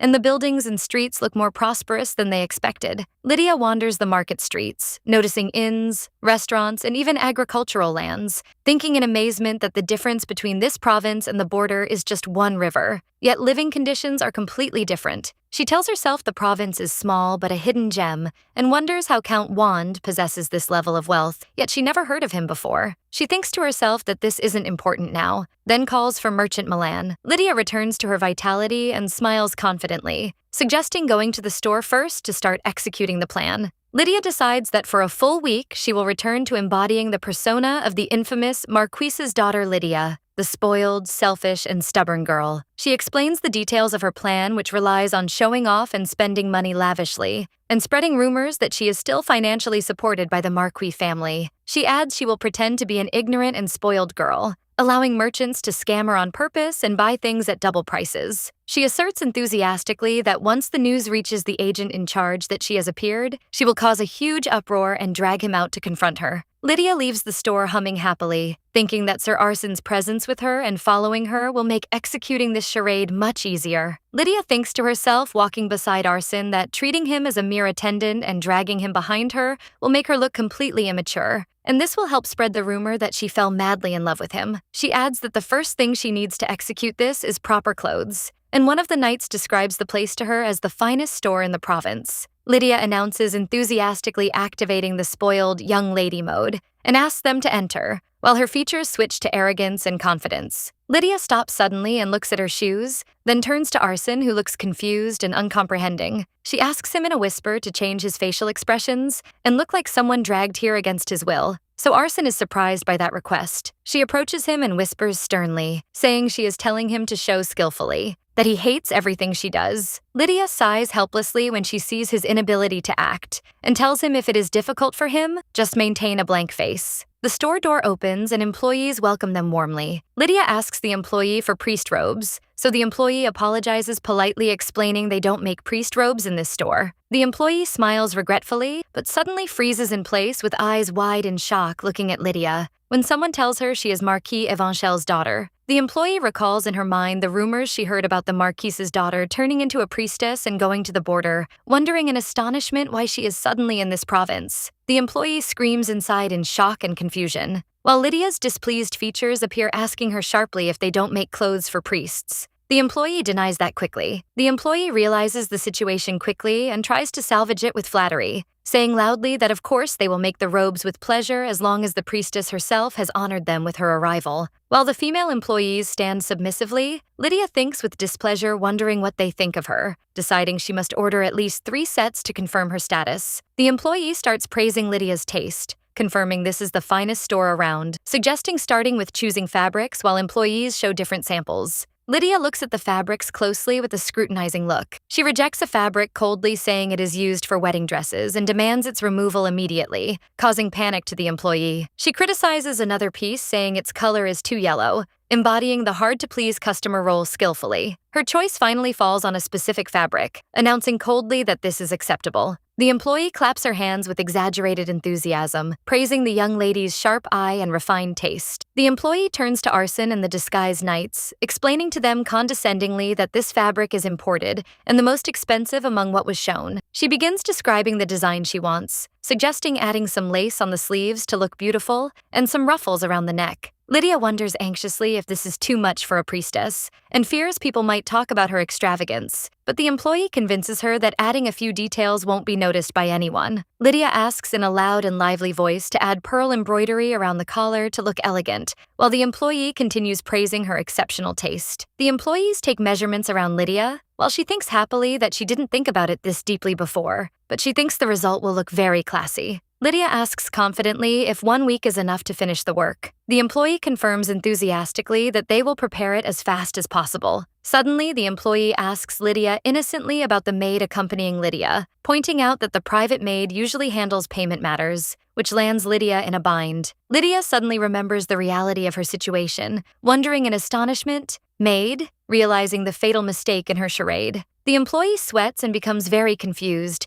as Lydia tells her a priestess cannot wander with a private maid, and the employee starts stammering, looking for a way out. Lydia speaks to herself sarcastically, realizing no sane priest would embroider pearls on a religious robe in that exaggerated way. While she was drowning in playing her role, Arson was watching her from behind with a smile of admiration, admitting to himself her amazing skill in embodying the ignorant and naive girl forced into priesthood. Suddenly, Lydia turns to the employee, asking with feigned disapproval why she would need a maid in the first place, putting everyone in an awkward situation. Lydia signals with her hand quietly to Arson to save the situation. Arson wonders to himself if Lydia is asking him to pay now. Arson steps forward and places a huge diamond piece in the employee's hand for payment, while the employee's eyes bulge and she screams in shock and astonishment, unable to believe they are paying for 3 robes with a diamond piece. Lydia asks with fake innocence and coldness if there is any problem paying. The employee rushes to deny, stammering with overwhelming joy, screaming inside that she hit the jackpot. Lydia smiles slyly as she leaves, thinking that paying a much larger amount than required will ensure the rumor spreads by tomorrow about the arrival of a rich and naive girl easy to deceive. Indeed, her plan succeeded perfectly, for as soon as she went out, shop owners in the area started flocking to her. And despite her happiness with the plan's success, exhaustion began creeping up on her. Lydia walks in the street surrounded by knights loaded with bags, complaining in secret that too much walking has exhausted her completely. Walking becomes a heavy burden on Lydia, so she decides to seize the opportunity and the presence of people around her to move to the next part of the plan. She suddenly pretends to be dizzy and weak, letting out a faint scream to draw the attention of Arsene, who looks at her questioningly. Lydia sits on the ground with a dramatic performance, complaining loudly about her leg pain and extreme exhaustion, then asks Arsene boldly to carry her. Lydia laughs in secret, expecting him to refuse her request with strict and harsh features in front of everyone,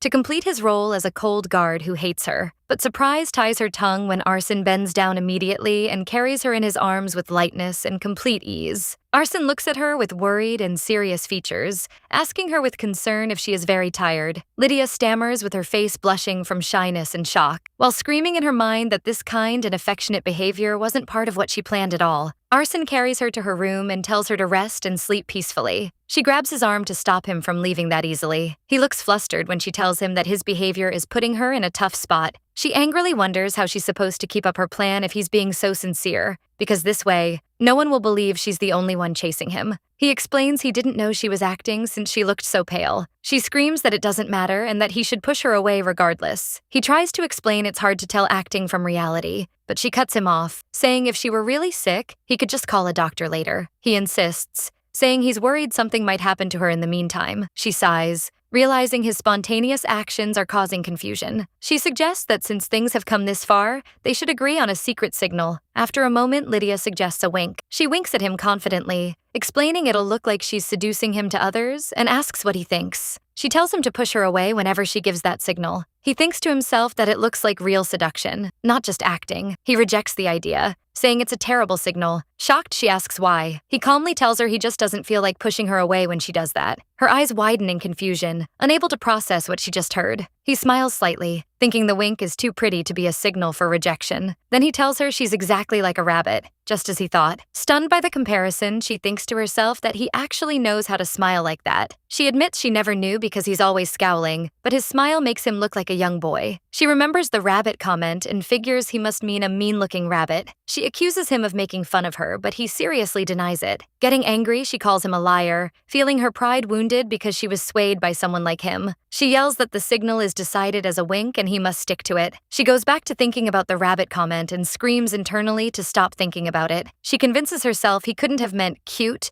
and must have meant a giant winter rabbit. She decides the first attempt failed, but she'll make up for it later and succeed. But unfortunately for her, the operation was doomed from the start, as his knights were watching closely, gossiping about how the commander carried the young lady. They wonder how someone who never even looked at women before could act like this, saying people in the capital would faint if they saw him treating her like a precious treasure. They conclude she looked comfortable in his arms and that she'll surely realize his feelings soon. But one of them comments, "It'll be hard because the commander is an idiot who doesn't understand his own feelings." So they decide. They have no choice but to push them together. 3 days after arriving, Lydia makes sure the rumors have spread enough and heads to the grain merchant. Milan asks if she's going ahead with the plan as scheduled. She confirms with a confident smile, telling them not to stop her no matter what she does today. She reaches the grain shop and asks for a box of potatoes, inquiring about the price. The merchant says the original price is 10 gold coins, but he'll give it to her for 8, while she recalls Milan telling her the market price is only 20 silver coins. She plays dumb, asking if the price is too high for the quality, but he insists it's a bargain she won't find elsewhere. She asks the neighboring merchant if that's true, and he backs up his friend, saying it's a great deal. She drops a potato and looks at them, saying she must look like a complete fool to them. They wonder what she means. Suddenly, she slams the table and screams at them, asking how they dare try to scam her. She keeps shouting, asking if they think she doesn't even know the price of potatoes and if they're looking down on her. She accuses them of showing contempt and reminds them her father is Marquis Avanche. The merchant tries to justify it, saying prices are higher in the province than the capital, but she yells at him to shut up. She tells them she doesn't want to eat crops grown by people like them and would rather grow them herself. She calls Milan and orders him to buy every seedling available. The merchants beg Milan for help, but he apologizes, asking why he'd help a fraud and stating they won't be selling them seedlings or seeds either. She screams in anger, asking if they want her to starve to death in the borderlands. They back down, saying they didn't say they wouldn't sell, while the knights cheer, asking how they dare ignore the Avanche family. Seething with rage, she demands Count Wand come out to face her immediately. The chaos she caused in the market spreads quickly to the Lord's castle, and the Count's agent sends her a letter right away. She looks at the invitation with anger, screaming that if he wants to see her, he should come himself. Who does he think he is sending an invitation when he's just an agent?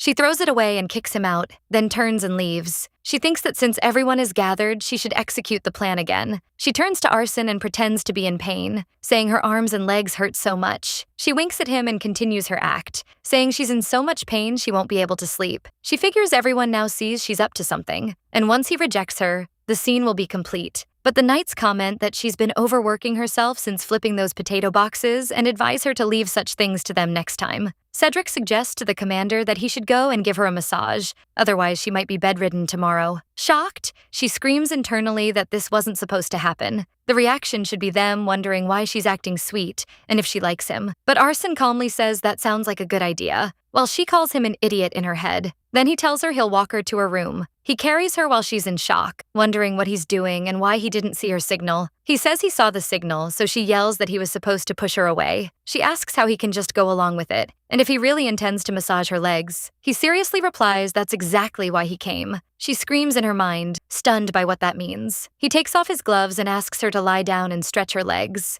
Nervously, she asks if he's really serious about massaging her legs and not her arms. He explains her muscles must be tense from all that chaos and need to be relaxed or she'll be in pain, and she admits they do hurt a bit. She wonders about this man's personality. After scolding her for her nightwear, he's now offering a leg massage. She can't tell if he's conservative or open-minded. He warns her against thinking strange thoughts, explaining the agent is coming tomorrow and it'll be annoying if she's in pain then. She nervously denies thinking anything weird. She tells him to just do it. She lies down and closes her eyes, trying to convince herself she's calm and it's just a massage. He starts the massage, but she asks in surprise if he calls that a massage. She tells him with that light pressure, he could go all day and her muscles wouldn't relax. He explains her legs are so thin he's afraid they'll break if he uses more force, and they're nothing like Milan's or Cedric's legs. She tells him human legs don't break that easily, but he stands his ground. He decides to try using more strength and asks her to tell him if it hurts. She feels relieved and tells him this is a real massage,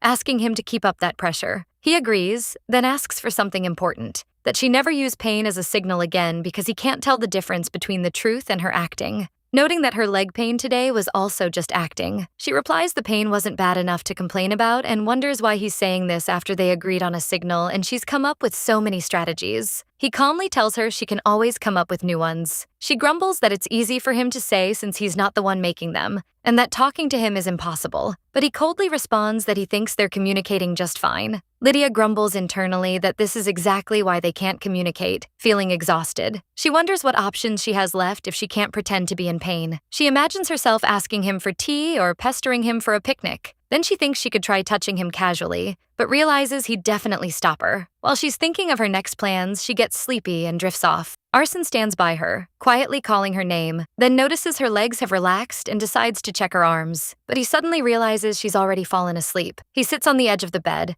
thinking she looks completely defenseless in her sleep even though they're alone in the tent. He thinks to himself that maybe he's the one lacking caution, not her. He reflects on the moments they've shared recently, from picking flowers together to this massage, realizing he only intended to keep her close to repay his debt, but he strayed from that goal at some point. He admits to himself he doesn't hate being swayed by her, but wonders if it's right to feel this way. He thinks bitterly that as long as he lives with this secret, he doesn't know when he'll face danger, and wonders if he truly has the right to indulge in these luxury emotions. He tightens his grip on the blanket and decides that given his circumstances, he doesn't intend to take this further, but he covers her tenderly, admitting it's funny that he doesn't want to stop either. The next day, Lydia meets the Count's agent, Logan David, and confidently asks if it's true he'll give her anything she wants. He nervously confirms, asking her to just give the order. She smiles slyly and asks if he'd fulfill her request even if she wanted Sir Arson's head. Logan, Count Juan's only agent, remembers how he always considered himself lucky, rising from a titleless noble to someone who could influence an entire province. He thought there couldn't be better luck than this, and that this naive young lady would calm down if he just humored her a bit. Lydia continues, reminding him he said he'd give her anything, at least until a moment ago. She asks again if he'd give her what she wants, even if it was his own neck, and he says yes while trembling. She looks at him with contempt, saying he seems to think she's a fool, and asks if he thinks she'll be satisfied with sweet words and just leave. He confusedly denies it, claiming he summoned the merchants yesterday and scolded them harshly. He adds that as an apology, he was also planning to pay the dock fees and boat fare himself. She thinks sarcastically of his words, knowing his proper scolding was just summoning them, exchanging a few words, taking a bribe, and letting it slide. He's shocked, wondering how she knew. She confronts him, asking if he's unaware those merchants sell grain at exorbitant prices only in the border regions, and he claims he had no idea. She asks him about the dock fees, which are run by the Lord's men, yet they only get expensive when going to the borderlands. He denies any knowledge, claiming his subordinates embezzled the money behind his back and that he'll go back and discipline them. She cuts him off coldly, calling him an agent who knows absolutely nothing. She declares she must meet the Count in person, but he tells her the Count is in the capital. She replies, with a sly smile, that she'll head there to meet him and will also talk to her father about how his province is making illegal profits through fraud. He trembles in fear, realizing that Marquis Avanche and Arsène Edith are the most prominent figures who put the current emperor on the throne, and if this news reaches the emperor, he will blame the Count without hesitation. He thinks in panic that if this continues, his life will be in danger, so he falls to his knees, confessing his mistake. He begs her to calm her anger and offers to go immediately and bring the heads of those bastard merchants. He says he'll behead their entire families, making her wonder in surprise what on earth he's talking about. She expresses her disgust, asking what she'd even do with their heads, making him more confused. Melon steps in, reminding him that the young lady clearly mentioned she wanted their heads, then explains she wishes to perform her duties as a priestess to the fullest. He adds that Lydia wanted to show mercy to the people of the borderlands, but it seems she was upset that the merchants failed to understand her intentions. Logan asks desperately what he should do. Melon suggests he join the young lady's plan. He catches on and goes back to begging her, apologizing for his stupidity and for not noticing her ocean-like generosity, asking for a chance to repent. She asks how exactly he plans to do that. He offers to provide all the potatoes he was planning to buy, and that after realizing his mistake, he wishes to donate them to the temple as a sign of his repentance. She thinks about how the merchants won't sell seedlings or seeds to the border, and decides she'll make them sell them no matter what. Cedric adds that since she's of a frail build, he's worried there's no herbalist there, so Logan says he'll call one as well. He continues his offers, saying if she's going to farm, she'll need new agricultural tools, and that he'll contact the blacksmith too. She thanks him with a smile. She tells him that in appreciation of his sincerity, she'll also accept the gift he brought, making him wonder in surprise what gift she's talking about. She laughs and tells him she means everything: the dock fees, the boat fare, and all the things the servant is carrying outside. He kneels while crying, thanking her for accepting. He asks them to return safely, then hesitantly asks if she won't be going to the capital, right? She tells him she's not sure, so he begs Arsène to speak on his behalf, saying he did his best in his own way. Milan whispers to him that the Lord can't stop her, otherwise he wouldn't have followed her all this way. Milan orders Logan to ensure nothing unpleasant happens while Lydia is shopping and to prepare everything she wants to buy. Arsène asks Milan if she wants to buy something big. Milan replies he was thinking it might be good to buy her a new carriage and horses, and Arsène agrees it's a good idea. In the market, Lydia asks a vendor the price of everything on display. The vendor remembers Logan's threats to the merchants, that if his head is cut off, they'll all die too. She offers her goods as an offering to the goddess and asks her to accept her sincerity. Lydia realizes Logan scared them properly, and that they're insisting on giving her everything for free. She thinks it's annoying, but she can't push them completely into a corner. She realizes that even after she leaves, people will still need to trade with the Count's lands, and she should scare them but not destroy the relationship entirely. She tells the vendor she'll pay a fair price because if she takes all this, they won't be able to do business for a while. She thinks that just as she got a second chance despite her grave mistake of trying to poison someone, she wants to give others at least one chance to change too. She pays the vendor and tells her she understands the temptation of easy profits, but hopes she won't do anything stupid like this again in the future. The vendor thanks her with tears in her eyes. Lydia warns her that if this happens again, she won't be lenient. The knights feel happy that the border residents won't worry about hunger this year thanks to this large amount of supplies. She feels satisfied and realizes it's the first time in her life she's shopped with such peace of mind. So Arsène asks if there's anything else she wants, and she says yes. She tells him what she wants is a bit big and asks if it's okay to buy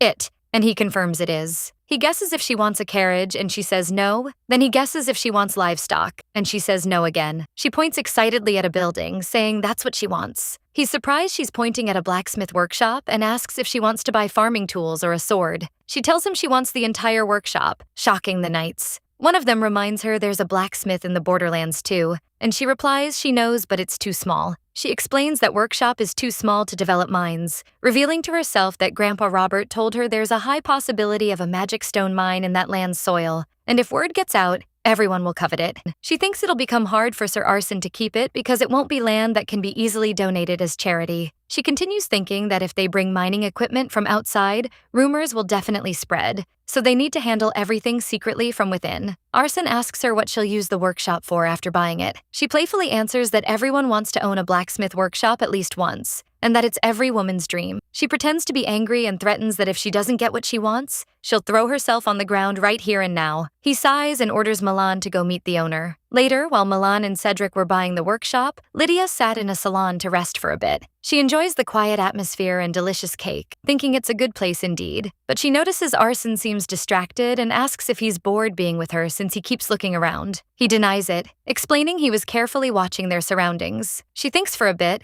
then winks and suggests he feed her some cake if he's bored. She decides that since she was asked not to pretend to be sick, she'll resort to acting like a spoiled girl this time, urging him to go along and pretend he doesn't want to do it. But he surprises her by asking if a strawberry cake would be okay, completely confusing her. Lydia angrily wonders if he'll keep showing unexpected reactions like this, so he asks her to give him another chance. She winks and boldly asks him to feed her the cake himself. He coldly refuses her request, declaring he doesn't want to do that. She looks at him in confusion, then asks him to try again. He sternly repeats his refusal, explaining it's hard for him and asking her not to do that. She's even more shocked, wondering if his acting is real or not. His level is so bad that even a passing dog wouldn't be fooled. She thinks about training him in acting, but quickly backs off seeing his expression, realizing he doesn't even know there's something wrong with his behavior. She decides to change the plan and suggests he doesn't speak at all. Instead, when she gives him a signal, he should just scowl and stay still for a few seconds, then ask someone else nearby to do the task. He asks what to do if there's no one else, and she tells him in that case, he should just scowl and do the task himself, focusing on showing he's doing it reluctantly. He understands the plan, then approaches her with a sullen face and feeds her the cake. Lydia notices this is also weird. He doesn't look like someone who hates her, but rather someone who doesn't like cake. She sighs and realizes it's very difficult, and this way,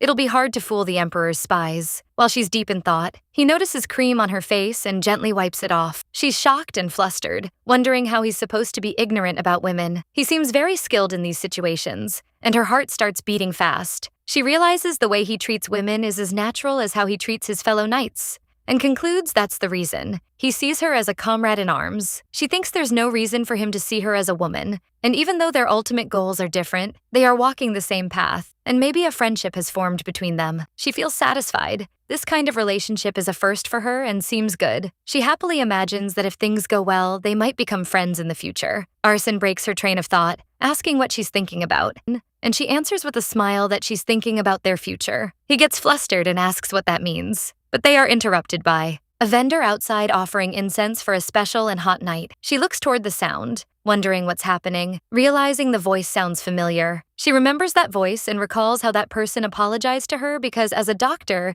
he couldn't save anyone. She recognizes him and screams for them to catch him quickly. The vendor tries to run, but is surprised by Arson running toward him and grabbing him. The man apologizes to Arson if they disturbed him. Lydia reassures the man she recognized, named Wellington Byrne, telling him she doesn't intend to hurt him but wants to talk to him. Wellington Byrne was a successful doctor in the capital, but was transferred to a labor camp after selling illegal drugs to pay off gambling debts. She remembers he arrived at the camp about 2.5 years after her, and thanks to him, she was able to know what was happening outside, like the discovery of the cure for white ghost disease. She admits to herself she was planning to look for him after finishing her urgent tasks and never imagined she'd meet him here by chance. She remembers that outside, he might have been a gambler and a drug dealer, but in the labor camp, he was the only doctor. When the plague swept the camp and took everyone's lives, he struggled in that hell trying to save one more person. In the end, he died as a doctor while caring for the patients until his final moments, so she decided she wanted to give him a chance at a new life too. Cedric asks Arson about this person's identity. Lydia tells him he's a doctor she knows and asks everyone to leave them alone for a moment. Wellington sits with her,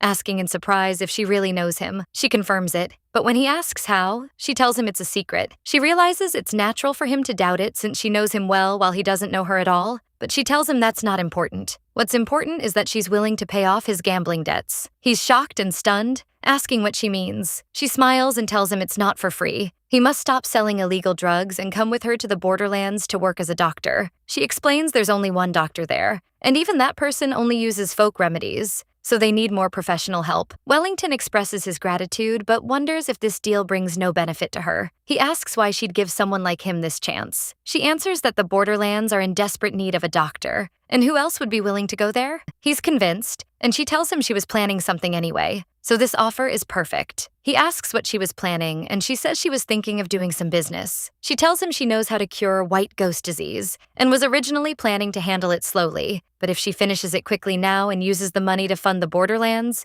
it would be better. She asks if she's talking about yellow mountain dandelion, and she's surprised. He tells her the rumor has already spread everywhere. She screams in her mind, "What?" Meanwhile, in the Imperial Palace, the maid tells Giselle that white ghost patients have shown clear signs of improvement. She confirms that yellow mountain dandelion really seems effective. Giselle orders the maid to leave and thinks that Marquis Avanche, who was on his deathbed with an incurable disease, has returned to the capital, with rumors spreading that Lydia is the one who cured him. People in the streets are talking about how the Marquise's daughter cured her father with yellow mountain dandelion, and that their head butler was talking about it everywhere, wondering if she received a revelation from the goddess after becoming a priestess. They express their gratitude for knowing the cure, as they'll be able to heal their mothers soon. Giselle thinks angrily that the only reason she was able to sit in this position without much trouble was that Lydia's public reputation was at its worst. Everyone thought she was better than a villainous Marquise's daughter obsessed with men. But the situation has changed now. If Lydia's image improves, people will start talking about her behind her back. She realizes this is a problem, especially with the royal wedding approaching, particularly since she already failed to get the Avanche family name. She remembers when Giselle faced the Marquis and tells him she heard he opposed her adoption into the family. She feigns innocence and says she was wrong and wasn't trying to steal Lydia's place. He tells her he understands that people's hearts are sometimes out of their control. Then he adds sharply that this isn't why he opposed it. The reason is that she's someone who doesn't know the meaning of gratitude. He scolds her, saying he took her in, a distant relative and orphan, and raised her in the marquisate only because of blood ties. Yet she didn't come to visit him once when he was sick, and she could have at least shown the courtesy of sending a doctor. He accuses her of wanting him dead so she could easily manipulate his foolish son. Giselle denies it, claiming Devon isn't someone who can be manipulated by someone like her, but he insists his son can't resist her. He tells her if he allowed her to have the family name, she'd surely try to take over their entire house. He concludes coldly, saying he's sorry, but he can't watch that happen. She realizes Richard asked her to persuade him, but he'll never change his mind. She decides that if he won't give her the family name, she won't give him anything either. She orders her maid, Alice, to plant yellow mountain dandelion in the palace garden and make a cure for white ghost disease. She smiles slyly and addresses Lydia in her mind, saying she can have the title of discoverer. But she is the one who will complete the treatment and distribute it personally to the people of the Empire, and she will be the one who wiped out white ghost disease from the Empire. Back to Lydia, who is surprised to hear the rumor of yellow mountain dandelion has already spread. She realizes she was so busy driving a wedge between her father and Devon that she completely forgot to keep the cure a secret. She hits her head and calls herself a fool for forgetting this. Wellington asks her if something is wrong. She tells him she didn't know the rumor had spread and asks him to forget what she said about doing business, being content that she saved her father. Elsewhere, Cedric comments that the commander should have tied up that doctor before he left if he was that worried. Arsène answers he's not worried about her, but fears the doctor might say something reckless. Cedric mocks him, asking who would believe his denial with that expression on his face, and tells him to be honest and admit his worry. Arsène tries to justify himself to Cedric, claiming his concern isn't for Lydia herself, but for the information in her head. Cedric looks at him skeptically, commenting that he thought the commander had feelings for the lady. Arsène gets flustered, so Cedric keeps teasing him, reminding him that he never used to care about muscles. But since the canyon incident where Lydia preferred his attendant's physique, he's been working out every morning. The commander tries to defend himself, saying all the knights have been doing that since then, and by Cedric's logic, that means everyone has feelings for her. Cedric admits he has a point but doesn't look convinced. Arsène sighs and whispers to himself, wondering if his feelings are really that obvious. He suddenly stands up and leaves the room while Cedric calls after him in concern. Arsène walks down the hallway, thinking that solving the food shortage doesn't mean all the Borderlands problems are over, and now isn't the time to get lost in his emotions. Cedric asks where he's going, and he replies he's heading to his room. Arsène decides that until he regains his balance, he must keep his distance from Lydia. After a busy week of shopping, it's time to return to the Borderlands. Since moving the blacksmith workshop will take time, the group decides to leave first with the food supplies, while Malin stays in the province a bit longer. On the ship, Lydia asks Arson to take Wellington directly to the temple. He agrees, telling her to do as she pleases. Arson wonders if his response was too cold and fears she might misunderstand if he suddenly treats her frostily. But Lydia is thrilled and announces she'll go to the temple the moment they arrive. Arson is surprised she's unaffected by his cold shoulder. While disembarking, Lydia trips, and Arson quickly catches her, telling her to be careful. She smiles and thanks him, then rushes off to see Wellington. Arson touches his face in embarrassment, blaming himself for his impulsive action as he couldn't just let her fall. He convinces himself he's trying to keep his distance, not abandon basic manners. Cedric watches them from afar and tells Arson that if he's worried, he should just stay by her side. What's the point of acting like this? Cedric thinks he knows why the commander is avoiding his feelings. If Arson wavers, the entire borderland wavers with him. Unlike his childhood where he only had to protect himself, he's now responsible for the lives of all border residents and the entire night squad. Cedric realizes the weight of responsibility is different now, which is why Arson is trying to be firmer. But he smiles to himself, knowing that suppressing existing feelings won't make them vanish. Cedric wonders why Arson needs to build walls with Lydia anyway, since she already knows all his secrets. There's nothing to hide, he just needs to get closer. He sighs, wondering where he'd find a better match, and why his leader is acting like such an idiot. He realizes that given the commander's personality, pushing him now would only backfire. But he decides that if things are left like this, she'll surely be taken from him. On the shore, two knights watch some strangers, and one asks if these are the men the commander mentioned. Randall tells him not to stare too much, and that the commander ordered them to watch from a distance only, because kicking them out would raise the Emperor's suspicions. At that moment, a new ship arrives, and Lydia appears, waving happily and calling for Sir Randall. One knight comments that the priestess seems in a good mood and that the city must have been more fun than the borderlands. He urges Randall to greet her since she's waving their way. Randall refuses, so his comrade mocks him, saying he'll never get married if he stays this reserved. Then he and the other knight warmly welcome Lydia. Randall feels bad for being blunt at first and wants to be friendly now. He blames himself for acting like a fool and not even being able to greet her normally. He decides that since he couldn't greet her, he should at least help carry her luggage. Suddenly, Arson rushes toward Lydia and scoops her up in his arms. She's surprised and asks what he's doing, saying she can walk on her own. Lydia thinks this is also part of the act, but she whispers to him that the plan is for her to pretend to like him, not the other way around. Arson gets flustered and claims the current is dangerous. Lydia asks what current he's talking about, and he retreats, saying it's part of the act. Arson blames himself for acting without thinking because he was worried she'd fall into the water. Lydia decides to go along with it and tells him she'll make it look like she insisted on being carried. She tells him she'll pretend to be overjoyed, and he reluctantly agrees. Lydia asks him to put her down, but he says he was going to take her to the carriage, and asks if she isn't going straight to the temple. She tells him she has something to do first, then notices her friends and heads toward them, to meet Maria and the rest of the group. Arson watches from a distance, wondering if she bought them gifts. The head butler of Eddis Castle, Bruce, greets Arson, expressing his joy at his safe return. Bruce notices the large amount of luggage this time, and Arson tells him this is only part of it and more ships will arrive in a few days. Bruce is shocked by the amount of food the commander bought. Arson corrects him, saying he bought a blacksmith workshop. Arson justifies it by saying Lydia wanted it, but Bruce objects, saying his master should have stopped her. Arson asks why he'd stop her, explaining their workshop is too small anyway, and they only have 2 blacksmiths. Meanwhile, Lydia calls for Sir Randall and gives him a gift. Randall is surprised, and she tells him it's just a small thanks for his daily help at the temple. Randall gets flustered and thinks he should thank her. He stammers out his thanks and tries to leave, but Lydia stops him. She laughs and thinks Sir Randall is really shy, describing the night squad as a completely clueless squad, led by a clueless leader. Arson watches, wondering what's so funny. Then he thinks she prepared a gift for Randall. Lydia turns and looks toward Arson, and he hopefully wonders if there might be a gift for him too. But Lydia calls for Bruce, telling him she heard he was looking after Maria and Neela and brought him a gift as a token of gratitude. Bruce is surprised and asks if there's a gift for him too, and she confirms it. Bruce thanks her warmly. Arson stands alone, disappointed, wondering what he expected. He sees Lydia approaching him, and his hope is renewed. But she tells him she's heading to the temple now. She leaves, feeling exhausted after giving out all the gifts. Arson remains standing alone, wondering where his gift is. A few days later, Bruce discusses the plan for distributing the seedlings with Arson, suggesting they start tomorrow.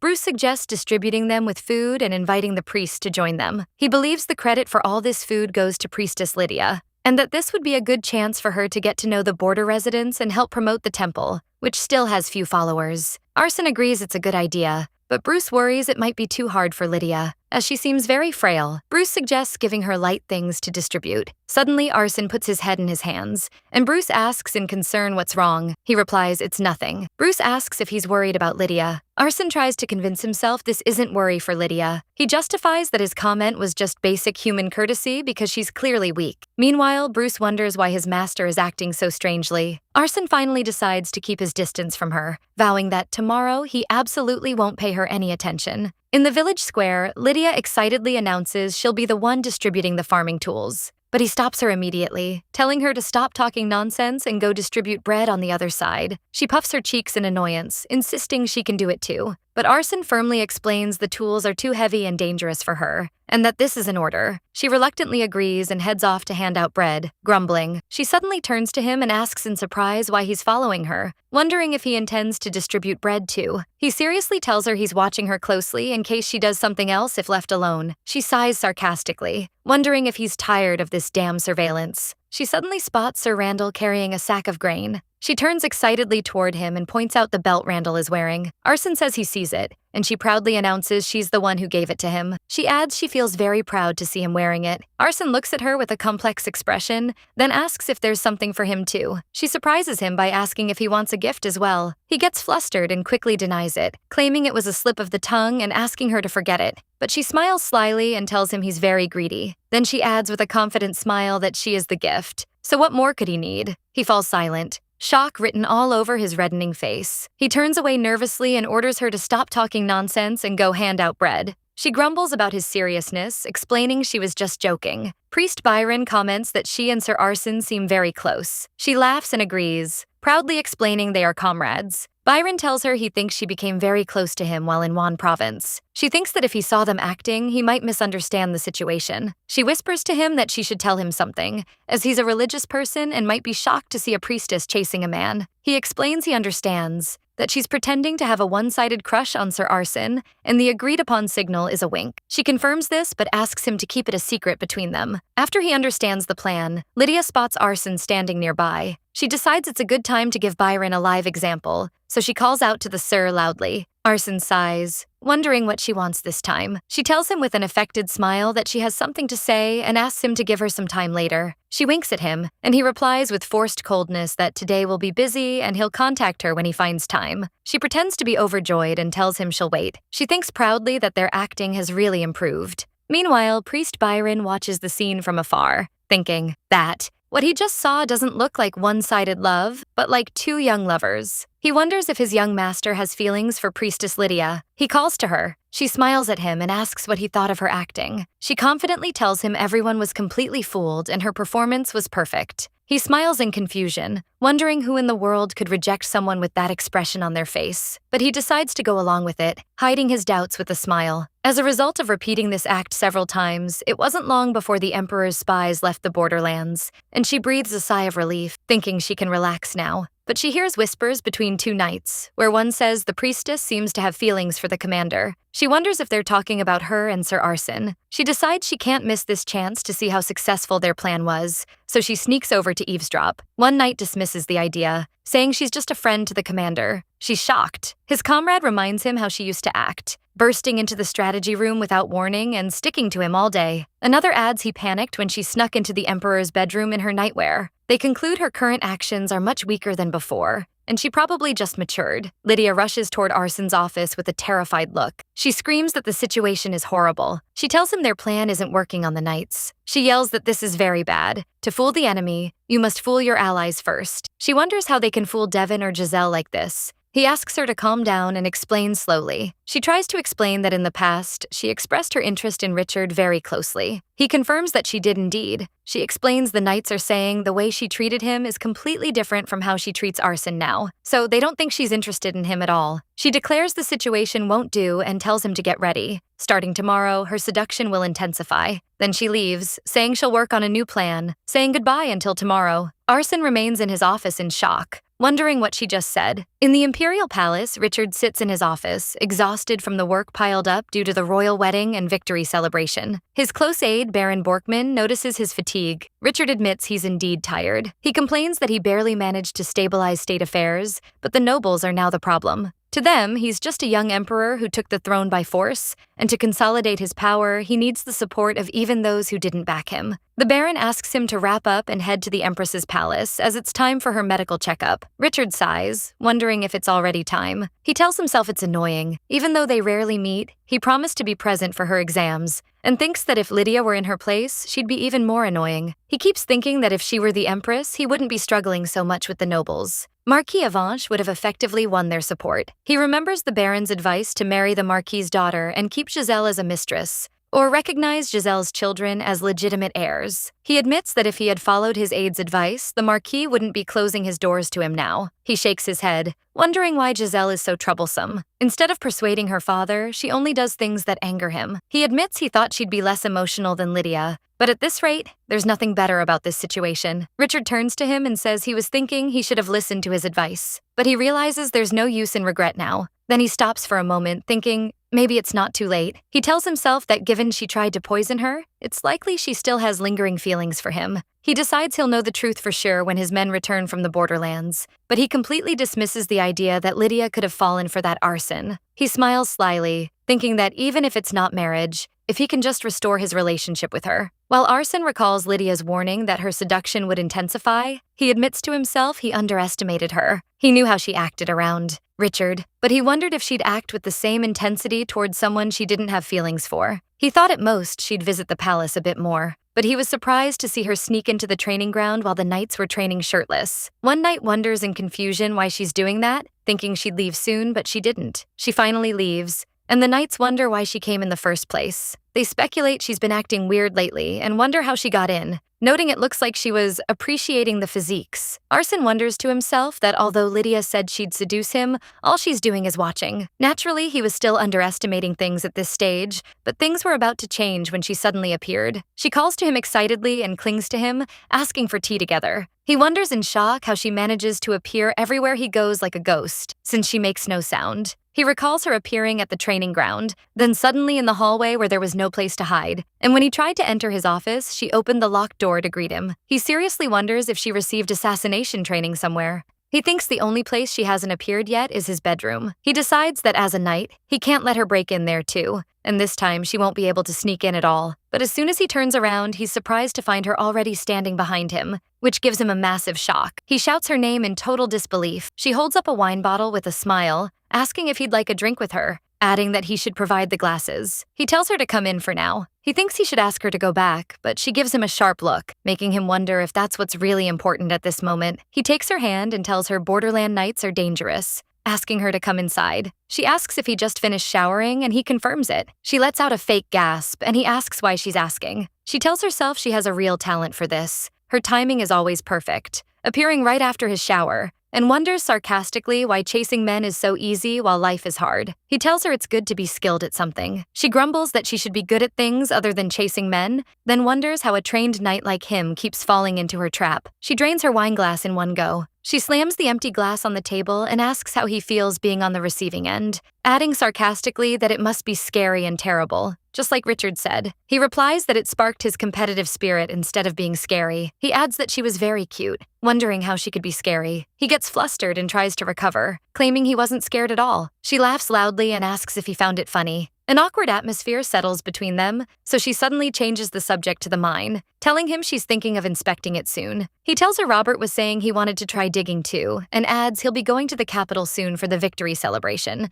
so the inspection should be after that. Lydia refuses, insisting she wants to check if it's a magic stone mine before he goes. He asks if the schedule won't be tight. She stands her ground, explaining magic stones are effective at repelling monsters. She adds that if it's her mine, developing it quickly will help the border residents too, especially since many monsters appear in winter. He looks at her for a moment and then thanks her. She's surprised by his sudden thanks. He explains that the borderlands must be an unfamiliar land to her, yet she's always thinking of its people. He smiles and adds, he's happy she cares for those dear to him. She gets flustered and tells him it's natural, since Maria, Neela, and Byron are there, and it's the place she'll live for a while. It's good if they all live well. She adds nervously that he's thanked her suddenly before too, and that he's very generous with his thanks. She gets the hiccups and complains that this kind of atmosphere is embarrassing and heavy. She suddenly stands up and notices the wine bottle is completely empty. She apologizes for her late intrusion and tells him she should leave, but Arson stops her, saying she's drunk and should stay and sleep here tonight. She looks at him in shock and asks if he's trying to seduce her now. He quickly backtracks,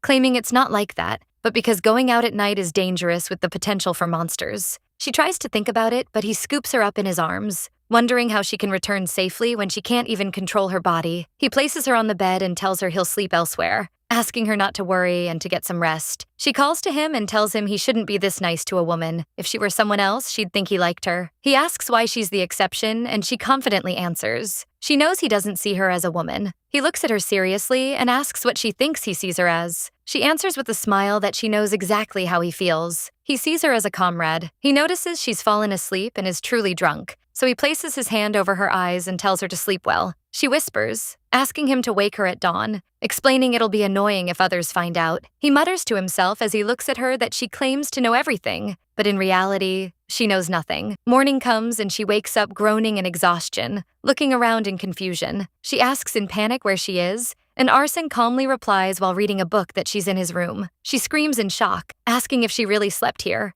and he confirms it. He explains she seemed very drunk and guesses she doesn't remember what happened well. She stammers a denial, saying it's not that she doesn't remember. He tells her he'll accompany her after breakfast and suggests going to the dining hall. She's shocked, asking, "Breakfast?" She screams in anger, reminding him she asked him to wake her at dawn. He calmly replies he tried, but she didn't wake up. She hides her face in frustration and asks if he really asked them to prepare breakfast for her too. He confirms, explaining she'll get motion sickness if she rides the carriage on an empty stomach. While she wonders to herself if this man isn't worried about the rumors that might spread, she sighs in despair, realizing everyone in the castle now knows she spent the night here. She thinks that since it was part of the plan yesterday, it's fine, but she didn't mean to spread rumors about passing out drunk in his room while the knights whisper in the training square. One shouts in shock that he heard Priestess Lydia spent the night in the commander's bedroom. Another knight confirms they had breakfast together too, concluding that's why the commander ended the morning training early today. Cedric notices Sir Randall is having a hard time and seems distracted during training.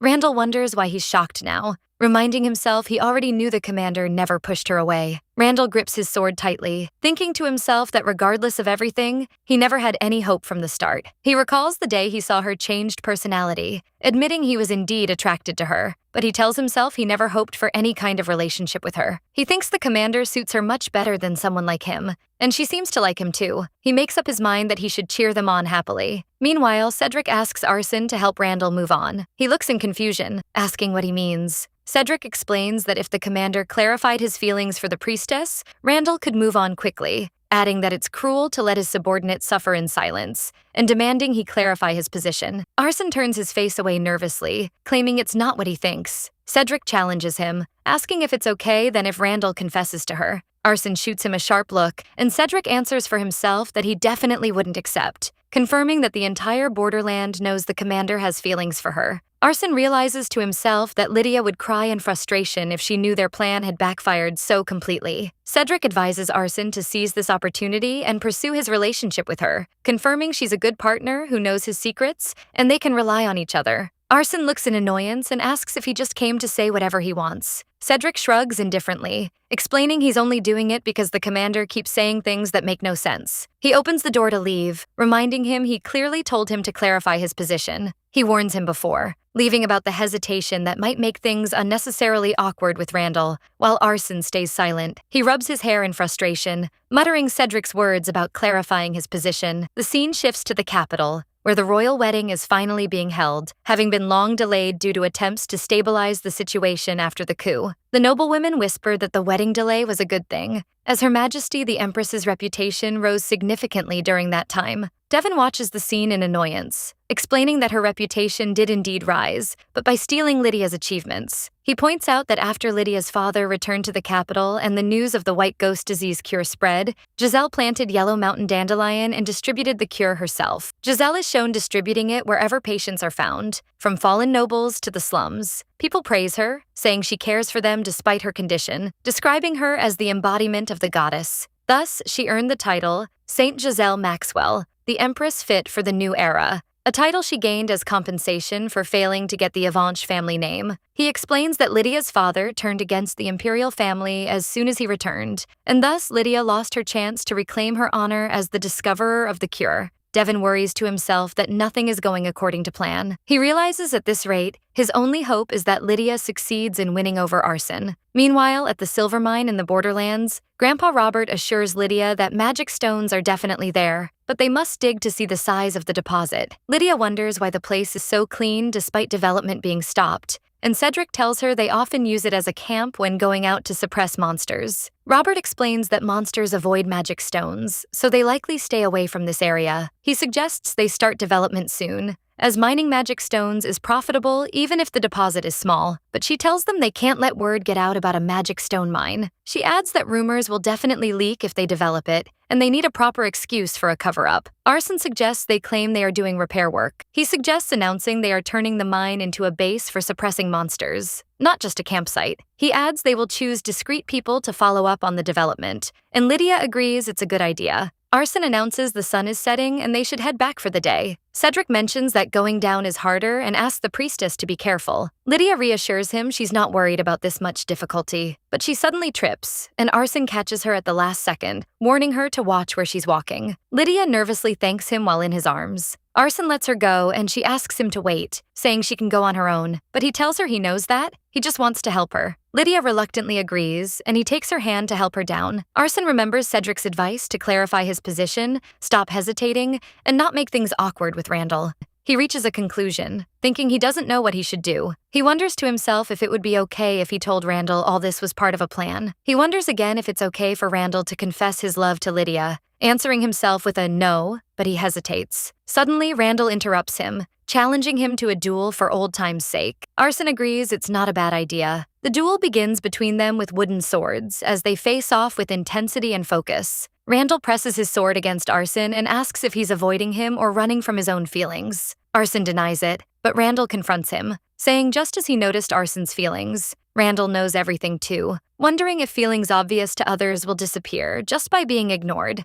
Arson replies that he has a lot to protect and do, and this isn't the time to be distracted by other things. Randall asks why he considers this another matter. Randall tells him it's just one more thing to protect. Then Arson pauses for a moment, and Randall adds that if he insists on pretending not to know until the end, he will win this match and confess to the priestess. Arson gets angry and strikes him hard with his sword, sending Randall down in defeat. Randall asks if he's admitting it now, and Arson says yes. He reaches out to help him up, and Randall asks to be left in charge of developing the mine. Arson tells him if he goes there, it'll be hard for him to see the priestess, and Randall says he knows. Randall adds he's ready to give up on these feelings. Arson thanks him for his help. Randall simply replies there's no need for that. Later in the castle library, Lydia wonders if it's true that Sir Randall is now in charge of the mine development. Cedric confirms it, and she sighs, saying she won't see him for a while, sarcastically commenting, "What a shame." Cedric reassures her he's still within the borderlands and she'll see him occasionally, then asks why she's suddenly looking for medical books. She says Wellington asked her because he's so busy. He explains Wellington decided to stay at the temple and provide free consultations, and she comments that's reassuring since the borderlands always lack doctors. Lydia adds excitedly that so many people come for Wellington that the temple is packed with visitors. Lydia finds a book on the history of hereditary diseases in the Empire, and asks Sir Cedric to leave her since she'll find the rest herself. Cedric agrees and leaves while she places the books she gathered on a table. Lydia begins browsing the book seriously. Arson suddenly appears in the library, wondering if she's still there. He remembers Cedric urging him to go help her find her book. Arson decides to admit he likes Lydia, but he still doesn't know how to act, then thinks that Lydia wanted to leave for the south in the first place. He wonders to himself if helping her leave peacefully after her revenge is truly the right path for her. He approaches her and wonders what she's reading, only to be shocked when he sees the book's content. Arson suddenly calls out to Lydia. He asks anxiously if the Avanche family has any hereditary diseases. Lydia gets flustered and gives a flat no. Lydia realizes his concern is because of the book she's reading, which talks about Ludger's disease from past to present. Arson explains that this disease, which afflicted Ludger, the father of the first emperor, passed through the imperial line and tortured emperors throughout history. The disease starts with partial paralysis and gradually leads to symptoms of delirium. There is currently no cure, and the onset time varies. Some were afflicted in childhood and died young, while the late emperor's symptoms appeared in middle age, and it hasn't appeared in the current emperor yet. It suddenly occurs to Arsene that she might be trying to find a cure for the emperor. He asks if she's worried about the emperor. Lydia looks at him in shock and asks if he ate something bad. He denies it, claiming he's perfectly fine. Lydia yells at him, asking how he can say something so ridiculous unless he's sick. She adds angrily that she'd rather worry about a spider staying on the temple wall in winter than worry about Richard. Arsene clears his throat in embarrassment and apologizes for saying something unnecessary. He asks Lydia if she hates the emperor that much. Doesn't she want to overthrow him from the throne she practically put him on? Lydia says she's angry, but has no intention of doing that, as Richard is a much better emperor than the late emperor, who was a tyrant. She adds that he just wasn't a great fiancé, so she plans to get revenge just enough to moderately annoy him for the rest of his life. For example, finding a cure for Leger's disease that will be discovered in a few years. Lydia remembers that in the labor camp in her past life, she heard Wellington talk about finding a cure for Leger's disease. She also heard that His Majesty the Emperor had recovered from his illness as well. She recalls hearing vaguely about using herbs imported from the southern Manhwa Kingdom,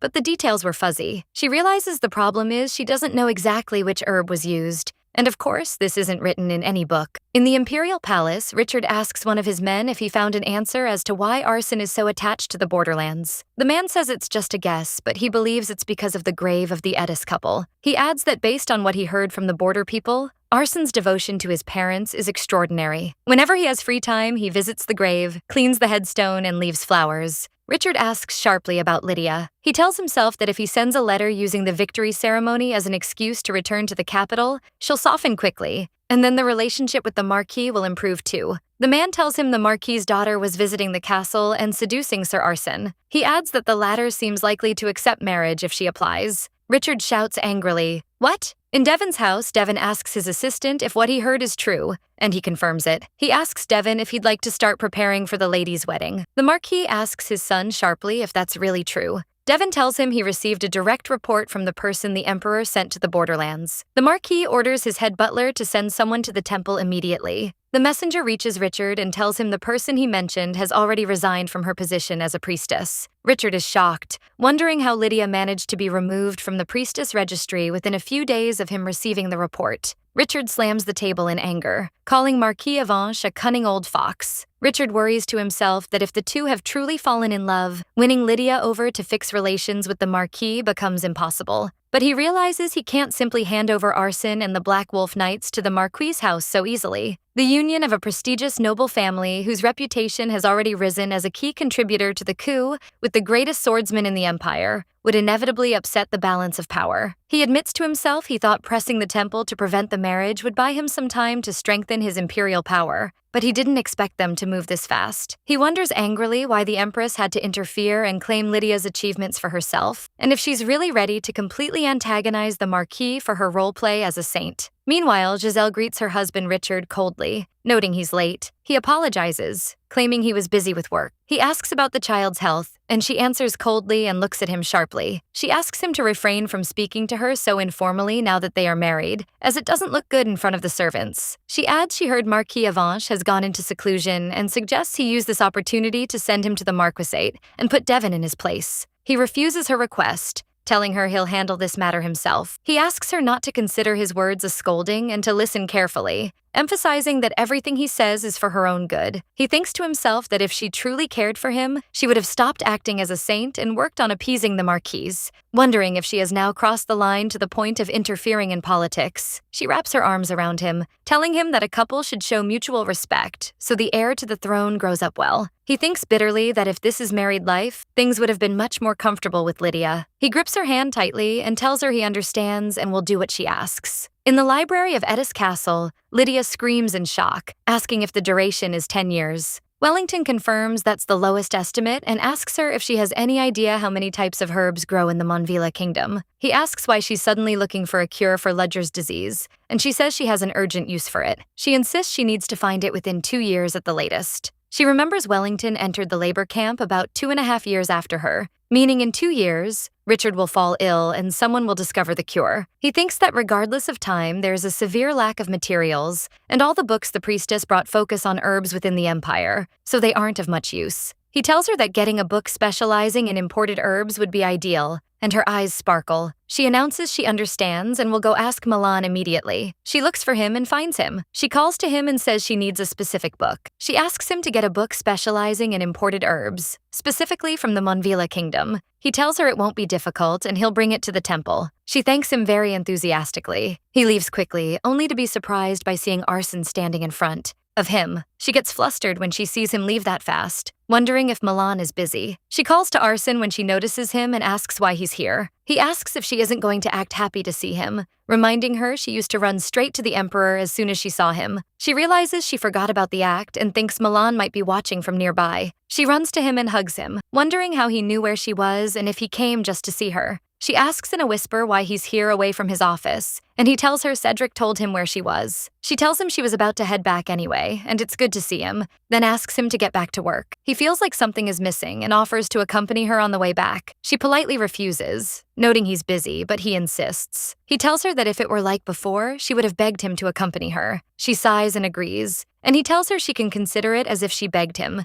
and he'll bring the horse and asks her to wait at the entrance. She wonders in amazement why he's suddenly taking initiative with the plan. She realizes it's good, but wonders at this sudden change. They ride the horse together, but he doesn't know what to say. He curses himself, wishing he had Cedric's fluency, wondering what they usually talked about when he was with her. He tries to start a conversation about the weather, but suddenly lightning strikes and rain pours down. She screams in fright, and he suggests taking cover under a nearby tree. They stand under it, and she complains that she's completely soaked. She touches her wet hair and tells him she thought it was summer, but it's cold now after the rain. He turns suddenly, and she calls to him, asking why he looks so surprised to see her, and if he was cursing her in his head. He denies it, but she tells him he looks flustered and asks if he's sympathizing with Richard, saying she's unbearable. He shouts in confusion, wondering how she could think that. He tells her all that was because of the Emperor's weakness and causing a fuss, and that she isn't unbearable at all. In fact, she's cute. She stammers in embarrassment and tells him to watch what he says. She asks him angrily if he's going to keep describing something funny as cute. He calmly tells her he said she's cute because she is cute. She falls silent for a moment, then asks what's up. He explains to her he didn't mean she was funny. He literally meant she's cute. Her eyes widen in shock, and he tells her the rain has stopped and they should continue on their way. They move together in silence as she thinks about what happened. He brings her back to the castle and tells her to go inside and warm up because she got soaked. She stands there puzzled, wondering what his words mean, and that what he literally said was, "She's cute." She screams in her room, wondering seriously what he was thinking, saying something like that. She stops for a moment and remembers Sir Arson said she looks like a winter rabbit. She wonders to herself if she looks cute in his eyes, and what cuteness means to him. She feels sick the next day and blames him for everything that happened to her. Wellington visits her in her room and asks if she just slept after getting soaked in the rain. She yells at him, asking what he knows, and that all this is because Sir Arson said she's cute. She remembers his words and continues screaming in confusion. He tells her he's not sure what's happening, but she needs to take her medicine and get some rest because her fever is rising. Her friends suddenly burst into the room, shouting that the priestess has caught a cold. Maria scolds her, saying she told her to take better care of herself. Neela places a fruit basket by her bed, while Lydia complains this is too much. Arson arrives and says if he'd known this would happen, he would have taken off his jacket when she said she was cold. She smiles and tells him he wasn't wearing a jacket yesterday, and he sighs in despair. Wellington tries to calm everyone, assuring them it's just a mild cold. He reassures them she'll recover quickly by tomorrow. But the next day, Arson asks anxiously why she hasn't improved, since he said she'd be better today. Wellington explains the symptoms are definitely a mild cold, but it seems the priestess's immune system is in a weak state. Arson asks if she's had a serious illness recently. He answers it's not an illness, but she drank poison a while ago, and despite first aid, she didn't receive proper treatment. He asks about the type of poison, and he answers he doesn't know, and her body might have weakened because of the poisoning. He decides he needs to check the poison and asks Wellington to give the medicine to the priestess if she wakes up while he's gone. He wakes her, and she mutters his name. He tells her to take her medicine and go back to sleep. She refuses to take it, saying it's too bitter. He tells her she needs to finish it to get better quickly, and she grumbles she doesn't want to, and that she's cute so he can overlook it this time. He tells her leaving medicine unfinished isn't cute, and she admits she knows that. She turns her back to him, saying she won't finish it, wondering what if she becomes too cute after taking it. She mutters in her sleep, wondering what she'll do if he truly falls in love with her. He thinks to himself as he watches her that this matter was settled a long time ago. She opens her eyes slowly and looks at the ceiling. Lydia wakes up to find Arson sitting beside her. She wonders to herself if his presence means he stayed up all night to take care of her. She wonders why he's so kind to her. She compares his treatment to her ex-fiancé Richard, her brother Devin, and even her mother who loved her very much, and realizes none of them ever treated her this way. Even though he said he's watching her, he's taking care of her. She leans closer and thinks that if he treats her this kindly, how will he treat the woman he truly loves? She whispers that the woman is lucky, whoever she is. Arson breaks her train of thought, asking her to open her eyes now. She jumps in panic and asks how long he's been awake, and that he should say something if he's awake. He tells her she was staring at him so intensely he missed the chance to open his eyes, and she shouts angrily that he could have just opened them, and timing had nothing to do with it. Wellington suddenly bursts into the room calling for her anxiously, telling her fever has gone down and the medicine seems effective, and that after a few more doses she'll be fully recovered. Lydia wonders if she really has to keep taking it even though she feels better. Wellington confirms the necessity, explaining the poison wasn't properly neutralized in time and has been exhausting her health all this time, and her condition could worsen again at any moment. She wonders in surprise what poison he's talking about. He tells her he heard she took it a while ago and asks if she remembers the type. She says no, saying she only asked for something effective. He advises her to treat it properly and check it when she next goes to the capital. She sighs, explaining Arson has the victory ceremony, but she has no reason to go there soon. And it's complicated. Arson hesitantly tells her a letter arrived from the young Viscount yesterday, asking for her to be brought to the capital. She wonders in shock at the content of the letter Devin sent. He asks if she'd prefer to hear the bad or uncertain news first. She asks if there isn't any good news. Lydia tells him good news from him isn't an option anyway, and asks for the bad news first.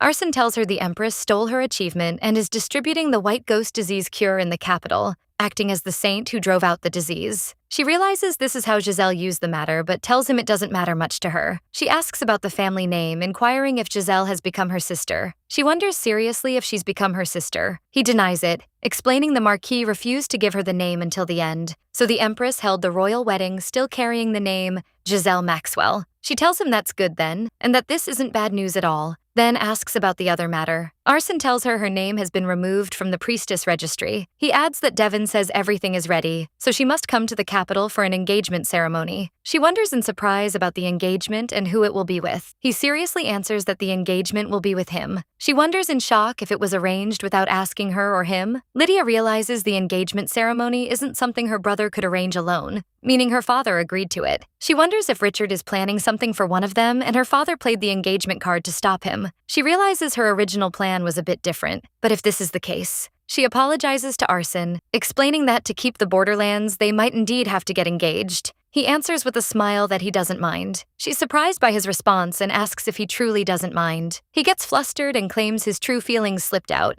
and tells her he'll think of another way to avoid the engagement if she opposes. Lydia raises her hands, denying her opposition, but feels bad for putting him in a tough spot. She explains that if he meets someone he truly wants to marry later, this might cause problems because even if they break the engagement, it will still be on his record. Arson reassures her this is unnecessary worry. She wonders to herself if he's truly comfortable with this. He tells her the only thing she should focus on now is her health, eating well and resting well. She realizes he's being considerate because she's sick. She sighs in her bed, thinking sincerely that no matter how she looks at him, he's much kinder than his face suggests. A few days later, Arson checks the itinerary for the trip to the capital and complains it's too tight, as he asked for a more relaxed pace since Lydia hasn't fully recovered. Cedric and Bruce tell him this is practically a pleasure trip, twice as slow as their usual trips there. Bruce asks Arson if the priestess is still sick, and he says she's much better now. Arson adds that a long carriage ride might be very exhausting. Cedric hums to himself that instead of worrying from the back, the commander should show his concern directly.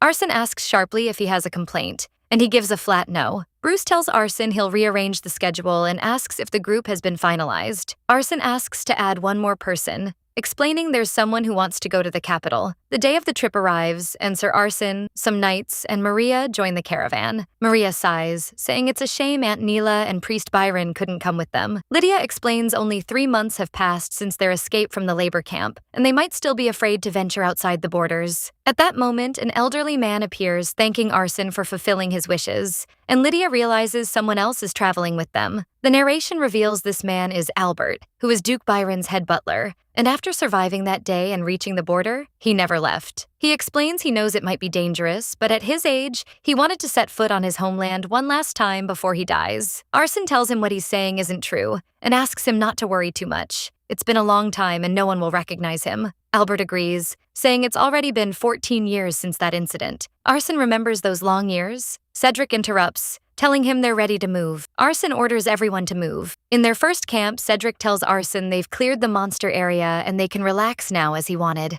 He notices his distraction and advises him to stop hesitating and go check on the priestess if he's that worried. He denies it while blushing with embarrassment, but he thinks it's a good idea and tells him he'll be right back. In Lydia's tent, Maria tells her to make sure to take her medicine after finishing her meal. She reassures her she was just about to take it. Lydia leaves the tent, and Maria asks where she's going when she's supposed to take her medicine. She tells her she'll take it outside because it smells bad. She thinks to herself that this is a lie, of course. She tells herself she's fully recovered, so why is she still forced to drink something bitter like this? She decides she'll pretend to take it and go back inside. But Arsen suddenly appears behind her and takes her hand, saying he knew it. She asks confusedly what he knew. He tells her he knows she was about to throw away her medicine. She strongly denies it. He tells her he just came to check, but it seems Wellington had good reason for concern, remembering the doctor's warning that Lydia is a terrible patient, and he must ensure she takes it. He scolds her, saying she's not a child and can't throw it away just because it's bitter. She gives in and tells him she'll drink it. She takes the medicine, grumbling about its bitterness. He offers her a sweet as a reward. She thanks him and takes the candy. Noticing it tastes sweet, Lydia wonders if he thinks he'll win her over with a piece of candy and decides next time she won't give in. He tells her he'll come check on her after every meal. He warns her not to even dream of throwing it away, which shocks her. She asks if he doesn't trust her,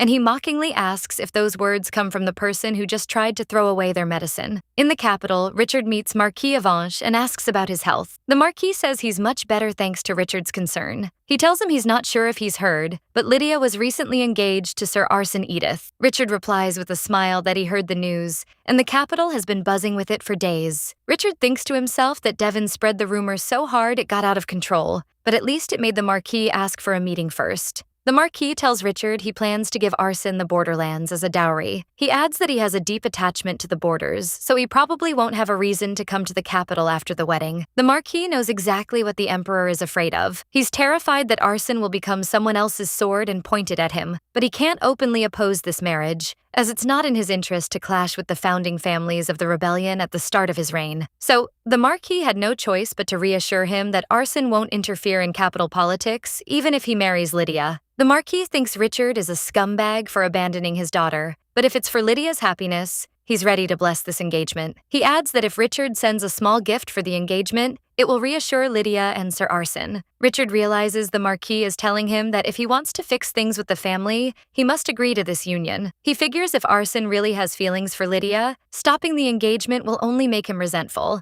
And if this wins over the Marquis, it's not a bad deal. He admits it's a shame to let Arsen go, but it's better than a total fallout with the Marquis. Richard reluctantly agrees, declaring he'd be happy to do it. Meanwhile, in the borderlands, the knights discuss how the priestess is seriously misunderstanding something, and the trouble started a bit ago. The head butler, Albert, asked Lydia what she likes about their young master. Lydia is surprised, so he tells her he knows it's rude to ask, but their bond seems very strong. Lydia thinks this is because of her chasing Sir Arsen, so she decides to praise him and tells Albert that he is kind. The junior knights smile hearing this, but then she comments that he isn't just kind to her. Maria asks if he's kind to others too, and Lydia says yes. Lydia adds innocently, he's kind to everyone, right? The knights are shocked. One of them screams, asking how that even makes sense. Another adds he's never felt the commander was kind in his entire life, and that the priestess is totally deluded. Meanwhile, Cedric remembers what Arsen told him, that they might end up getting engaged in the capital, and comments that it's great news. But Arsen explains that Lydia doesn't actually love him.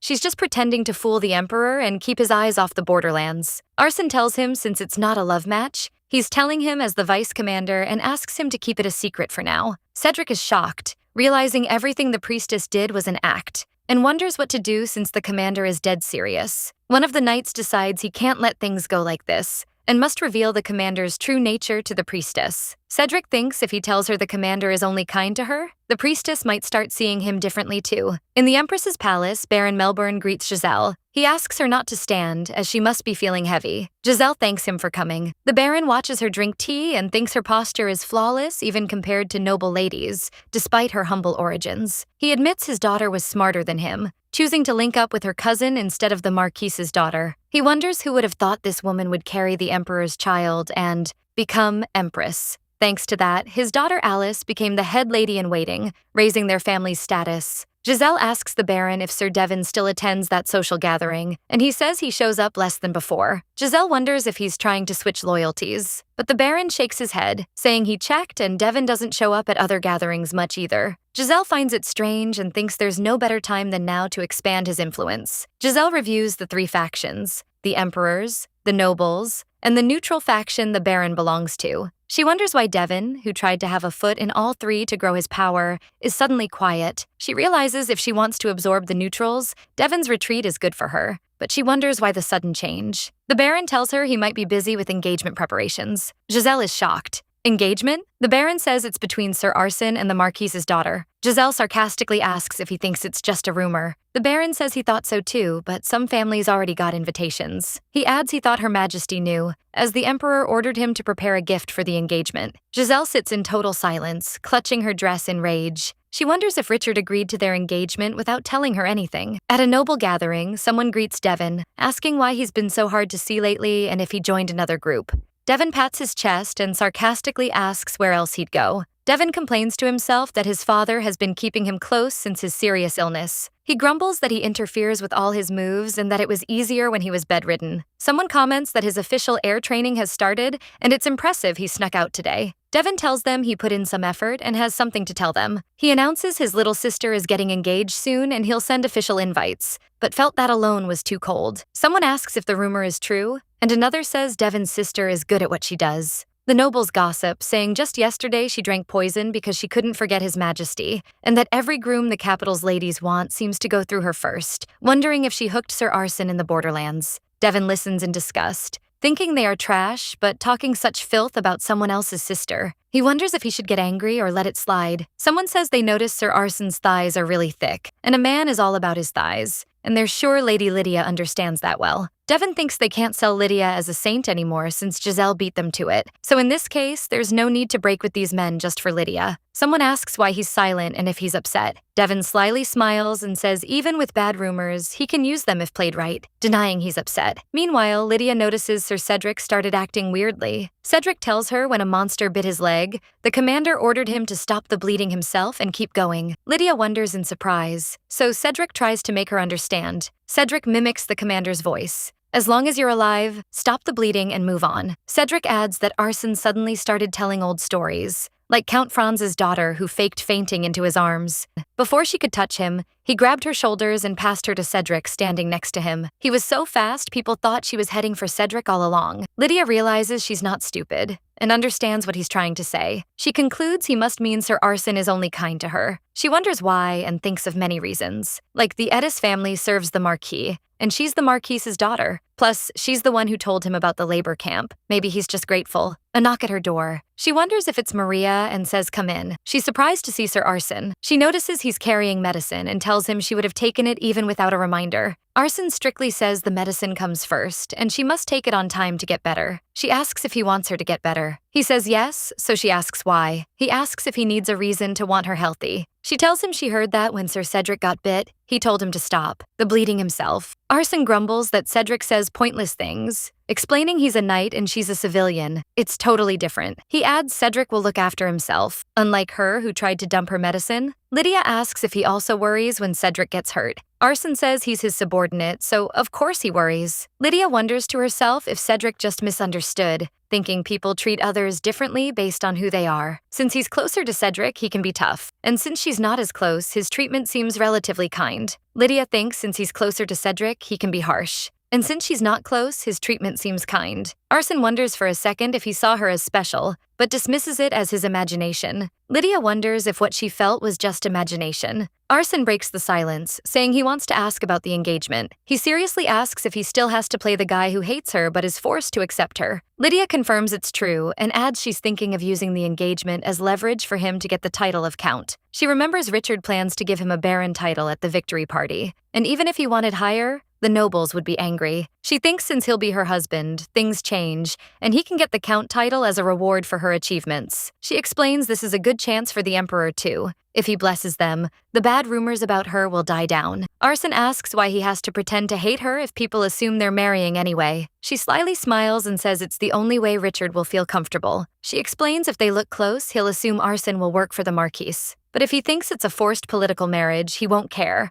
and will hand over the count title without worry. She puts her hand on his and says they already saw how Richard wants and fears him by sending spies. Arsène concludes he must appear as a man who won't be anyone's sword, to protect his secret too. Lydia confirms and decides their acting continues even in the capital. She imagines herself as the happy bride while he's the tragic knight forced into a marriage he doesn't want, then asks if he gets the plan. Upon arriving in the capital, Maria is amazed by the buildings. But Lydia doesn't see much difference, impressing Maria with her adaptability. Maria hopes to buy lots of baby clothes but regrets not knowing the gender. Lydia thinks to herself that Maria's child was a girl in her past life, so it'll be a girl this time too. But she can't say that and suggests buying clothes, then dressing the baby in what fits. Maria reminds Lydia of the fake backstory they agreed on, and Lydia confirms she remembers. Lydia tells her to stick to the story, worrying the Count might send people after the escapees. Maria tells her not to worry. Lydia tells her name is off the priestess registry and to call her My Lady from now on. She agrees. They reach the Marquis' palace and Arsène helps Lydia out of the carriage, calling her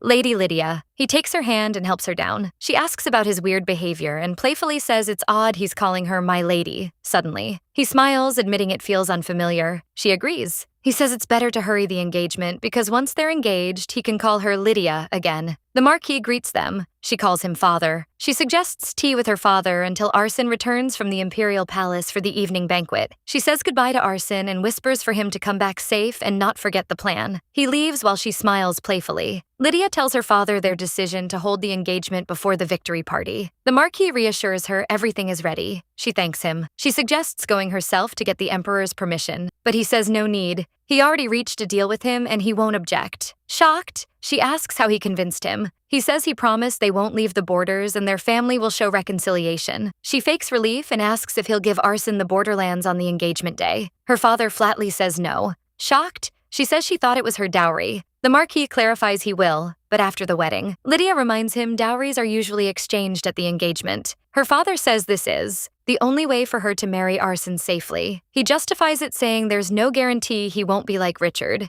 taking the dowry, then betraying her. He adds he doesn't want to repeat the same mistake. Lydia tries to defend him, saying he's different. Her father sharply says if he is, he'll marry her even without the borders. Lydia realizes she's in a spot. She thinks angrily that no matter what she says, her father won't believe her, and blames Richard for complicating her life. She decides to change the subject before her father gets suspicious. She asks about her brother Devon, and the Marquis grumbles. In the Imperial Palace, Richard greets Arsène and says he heard about the engagement. He congratulates him on getting the borderlands he always wanted. Arsène is surprised by the Emperor's calm reaction, as he expected opposition. He thanks him, still confused. Richard gives him marriage advice, saying patience is key. He sarcastically adds he endures a lot to be a good father, and that marriage is hard. Then he tells him he's lucky, as Lydia is the bearable type. Arsène remembers how she used to ask for attention and thinks it was annoying but bearable. He fumes inside at Richard's audacity, abandoning her and now regretting it. Richard tries to recover, claiming he has no feelings left.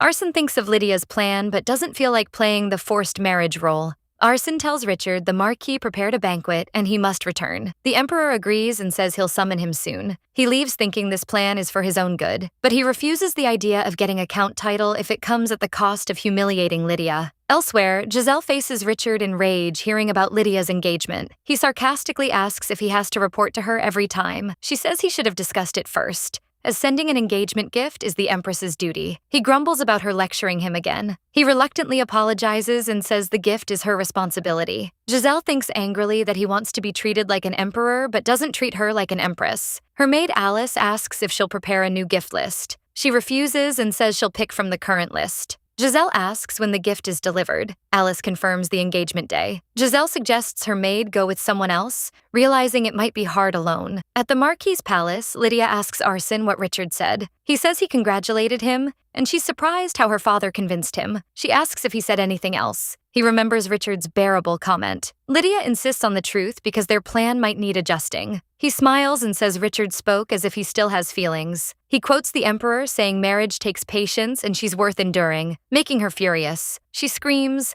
asking if Richard is crazy, and wonders if he fought with Giselle. Arson confirms his tone sounded like it. She laughs sarcastically, concluding they hit a dead end after being inseparable. Arson thinks maybe he shouldn't have been honest. He asks Lydia what she means by retrying the plan. She says her father won't give him the borderlands until after the wedding, thinking he doesn't trust him because of her. Lydia worries that at this rate, if they don't find a solution soon, they'll actually have to get married. Arson calmly says, "That's fine," which shocks her. She yells at him, rejecting his "it's fine" comment, remembering he reacted the same way when the engagement was first brought up, making her wonder why he keeps doing this. Her cheeks flush, realizing it sounds like he actually wants to marry her, but she quickly dismisses it as her imagination and asks to be sure if he's okay with the situation. He explains he'll keep trying to find a way that doesn't involve marriage and apologizes for how things turned out because of her plan. But he corrects himself, saying it's not the plan's fault, but his. So she asks why he's blaming himself. Arson explains that based on what he heard, the rumors took a different turn than they intended. People now believe they are actually in love. He embarrassedly admits the reason is probably that he didn't play his part right, so he asks her not to blame herself. Lydia thanks him for the comfort and decides since things reach this point, she should use the situation to her advantage. He smiles, agreeing with her idea.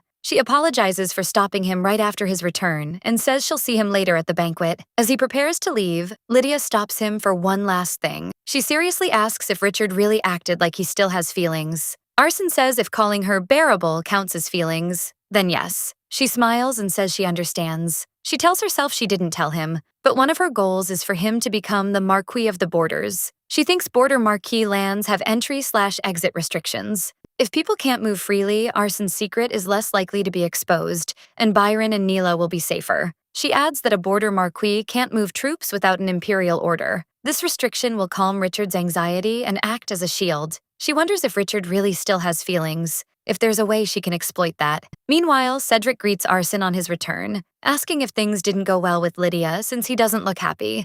He asks if he doesn't want the engagement. Cedric scolds him, saying he knows everything now and tells him to stop hesitating and speak plainly. He suggests talking it out to feel better. Arson hesitates. Cedric summarizes with a smile. Richard is showing lingering feelings, she's showing interest in that, and his boss doesn't like it.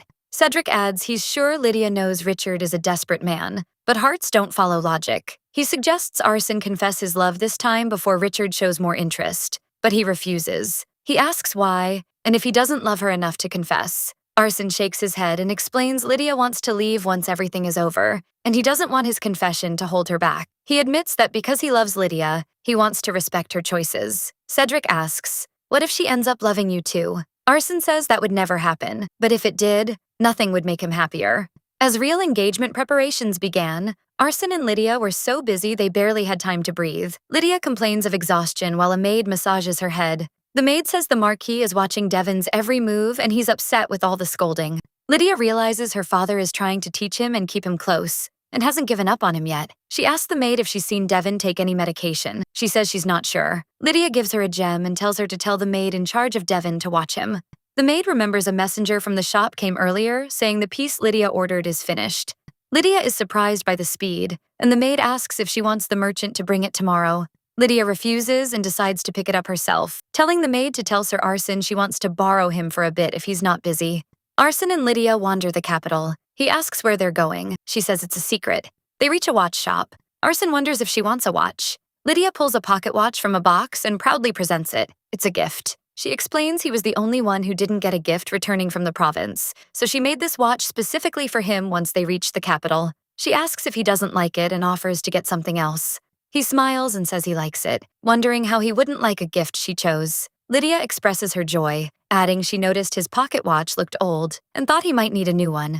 Arson explains his watch isn't old, he just treated it harshly. He looks at the new watch and says he'll have to take good care of it since it's a gift from her. Lydia's cheeks flush, thinking he says misleading things very spontaneously. Arson asks if she'd like to visit a salon while they're out. She's surprised. She follows without thinking. She's shocked to realize they are at Madame Getty's salon, wondering how they ended up here. It's a salon for lovers who want to relax without worrying about others' looks, famous for its rose cream cake that brings couples closer. Arson says he heard she wanted to visit this salon. Lydia admits she said it once. She remembers pestering Richard for years to come here together and finds coming now a bit awkward. She admires the rose cream cake. She wonders why there's only one fork when the menu said it's for two. Arson guesses the waiter forgot. He calls the waiter. The waiter tells them one fork is the standard and wishes them a good time. Lydia suddenly realizes what bringing couples closer means. Arson asks in surprise if they should order an extra fork. Lydia whispers, the idea is to feed each other with the same fork. She adds some ladies mentioned feeding each other cake before. He takes the fork and offers a piece of cake to her. Lydia feels embarrassed and says she can eat herself. Arson reminds her they did it at Count Juan's palace and there's no reason for embarrassment now. She agrees.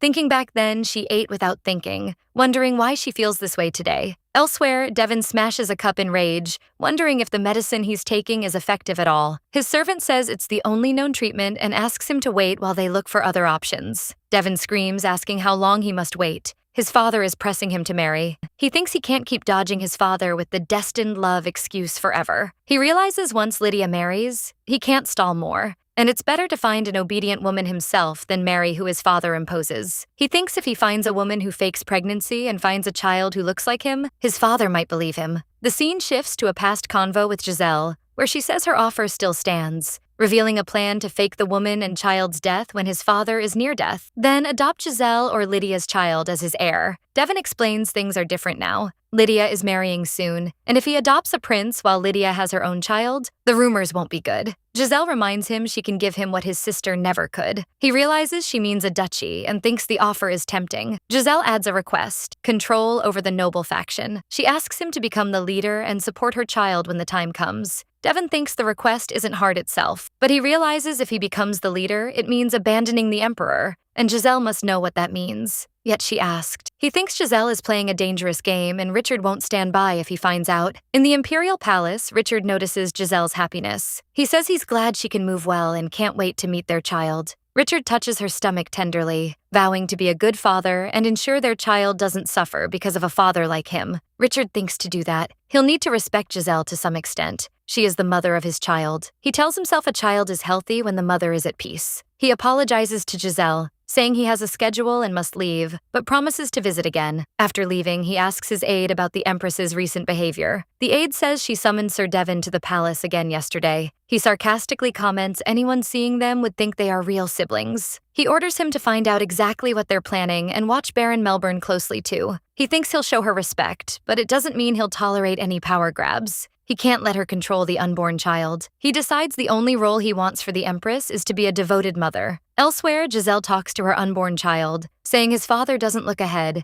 and his own hardships came because his mother had no power. She thinks if Richard showed consistency, she too would have focused on the inner palace and raising their child. But she knows how fickle his heart is, so she needs a faction and power. She cradles her stomach and promises her child she won't let him struggle for the throne, and she'll ensure he's born in power. In the Marquis's palace, Lydia lies on her bed thinking it's weird. She only went out to give Arson a gift, but it felt like a date. She remembers his kind words and thinks he's naturally kind, but finds herself thinking he might have feelings for her. She suddenly sits up and scolds herself, telling herself to get a grip. She reminds herself of the promise she made, not to let a man ruin her life again. She keeps scolding herself, telling herself to stop these weird delusions and focus on revenge. A knock at her door. A maid enters to tell her about the matter she asked to investigate. The maid tells Lydia she asked Jane, the maid serving Devon, and learned the head butler brings a water bottle to his room every night. She adds even when he can barely move, he doesn't let anyone else do it. He always does it alone. She slyly smiles, concluding the head butler is helping Devon take infertility medicines secretly from their father. She thinks he was someone her mother chose after all. She thanks the maid and tells her to report immediately if she hears anything else, giving her a ring as a reward. She thinks since there's medicine, there must be a doctor, and she'll track Devon's personal doctor through the head butler, then bring that person to her father. Time passes quickly, and it's engagement day. Arson feels he hasn't seen Lydia properly for a while due to being busy. She appears in her white dress, calling him, "Sir?" He smiles and tells her she looks truly beautiful today. She stammers her thanks and says he looks great too. Then they suggest going. The door opens and their entry is announced. She's surprised to see a guest wearing an ivory dress at someone else's engagement. It's announced that before the ceremony, a congratulatory gift from the Empress will be presented. Since the Empress couldn't attend, someone came in her place. It's Alice, who warmly congratulates Lydia. She thanks her and asks to tell Her Majesty she'll visit soon. She notices Sophia Franz, Count Franz's daughter, has become one of the Empress's ladies. Sophia says she joined recently. She expresses her deep honor to be at this prestigious occasion. Lydia remembers how Sophia faked fainting into Arsen's arms in the capital. She realizes this is Giselle's real gift. She thinks attending someone's engagement in that color dress makes it look like she's the one getting engaged to Arsen. She wonders how she dares sabotage her engagement so publicly when everyone knows they're engaging for true love. She smiles, thinking, "That's not right, Giselle," and that there's a basic level of decency one must respect. She realizes she intended to end her revenge on Giselle by preventing her entry into the family. She was wrong to get involved with a focused man, but Richard, who betrayed her, is most to blame. But if she keeps acting like this, she decides she must thank her for the gift. She tells Arsen she'll have to visit the Empress tomorrow. Later, Richard calls to her from a distance. He finds her in the palace garden. She turns to him and calls his name in surprise.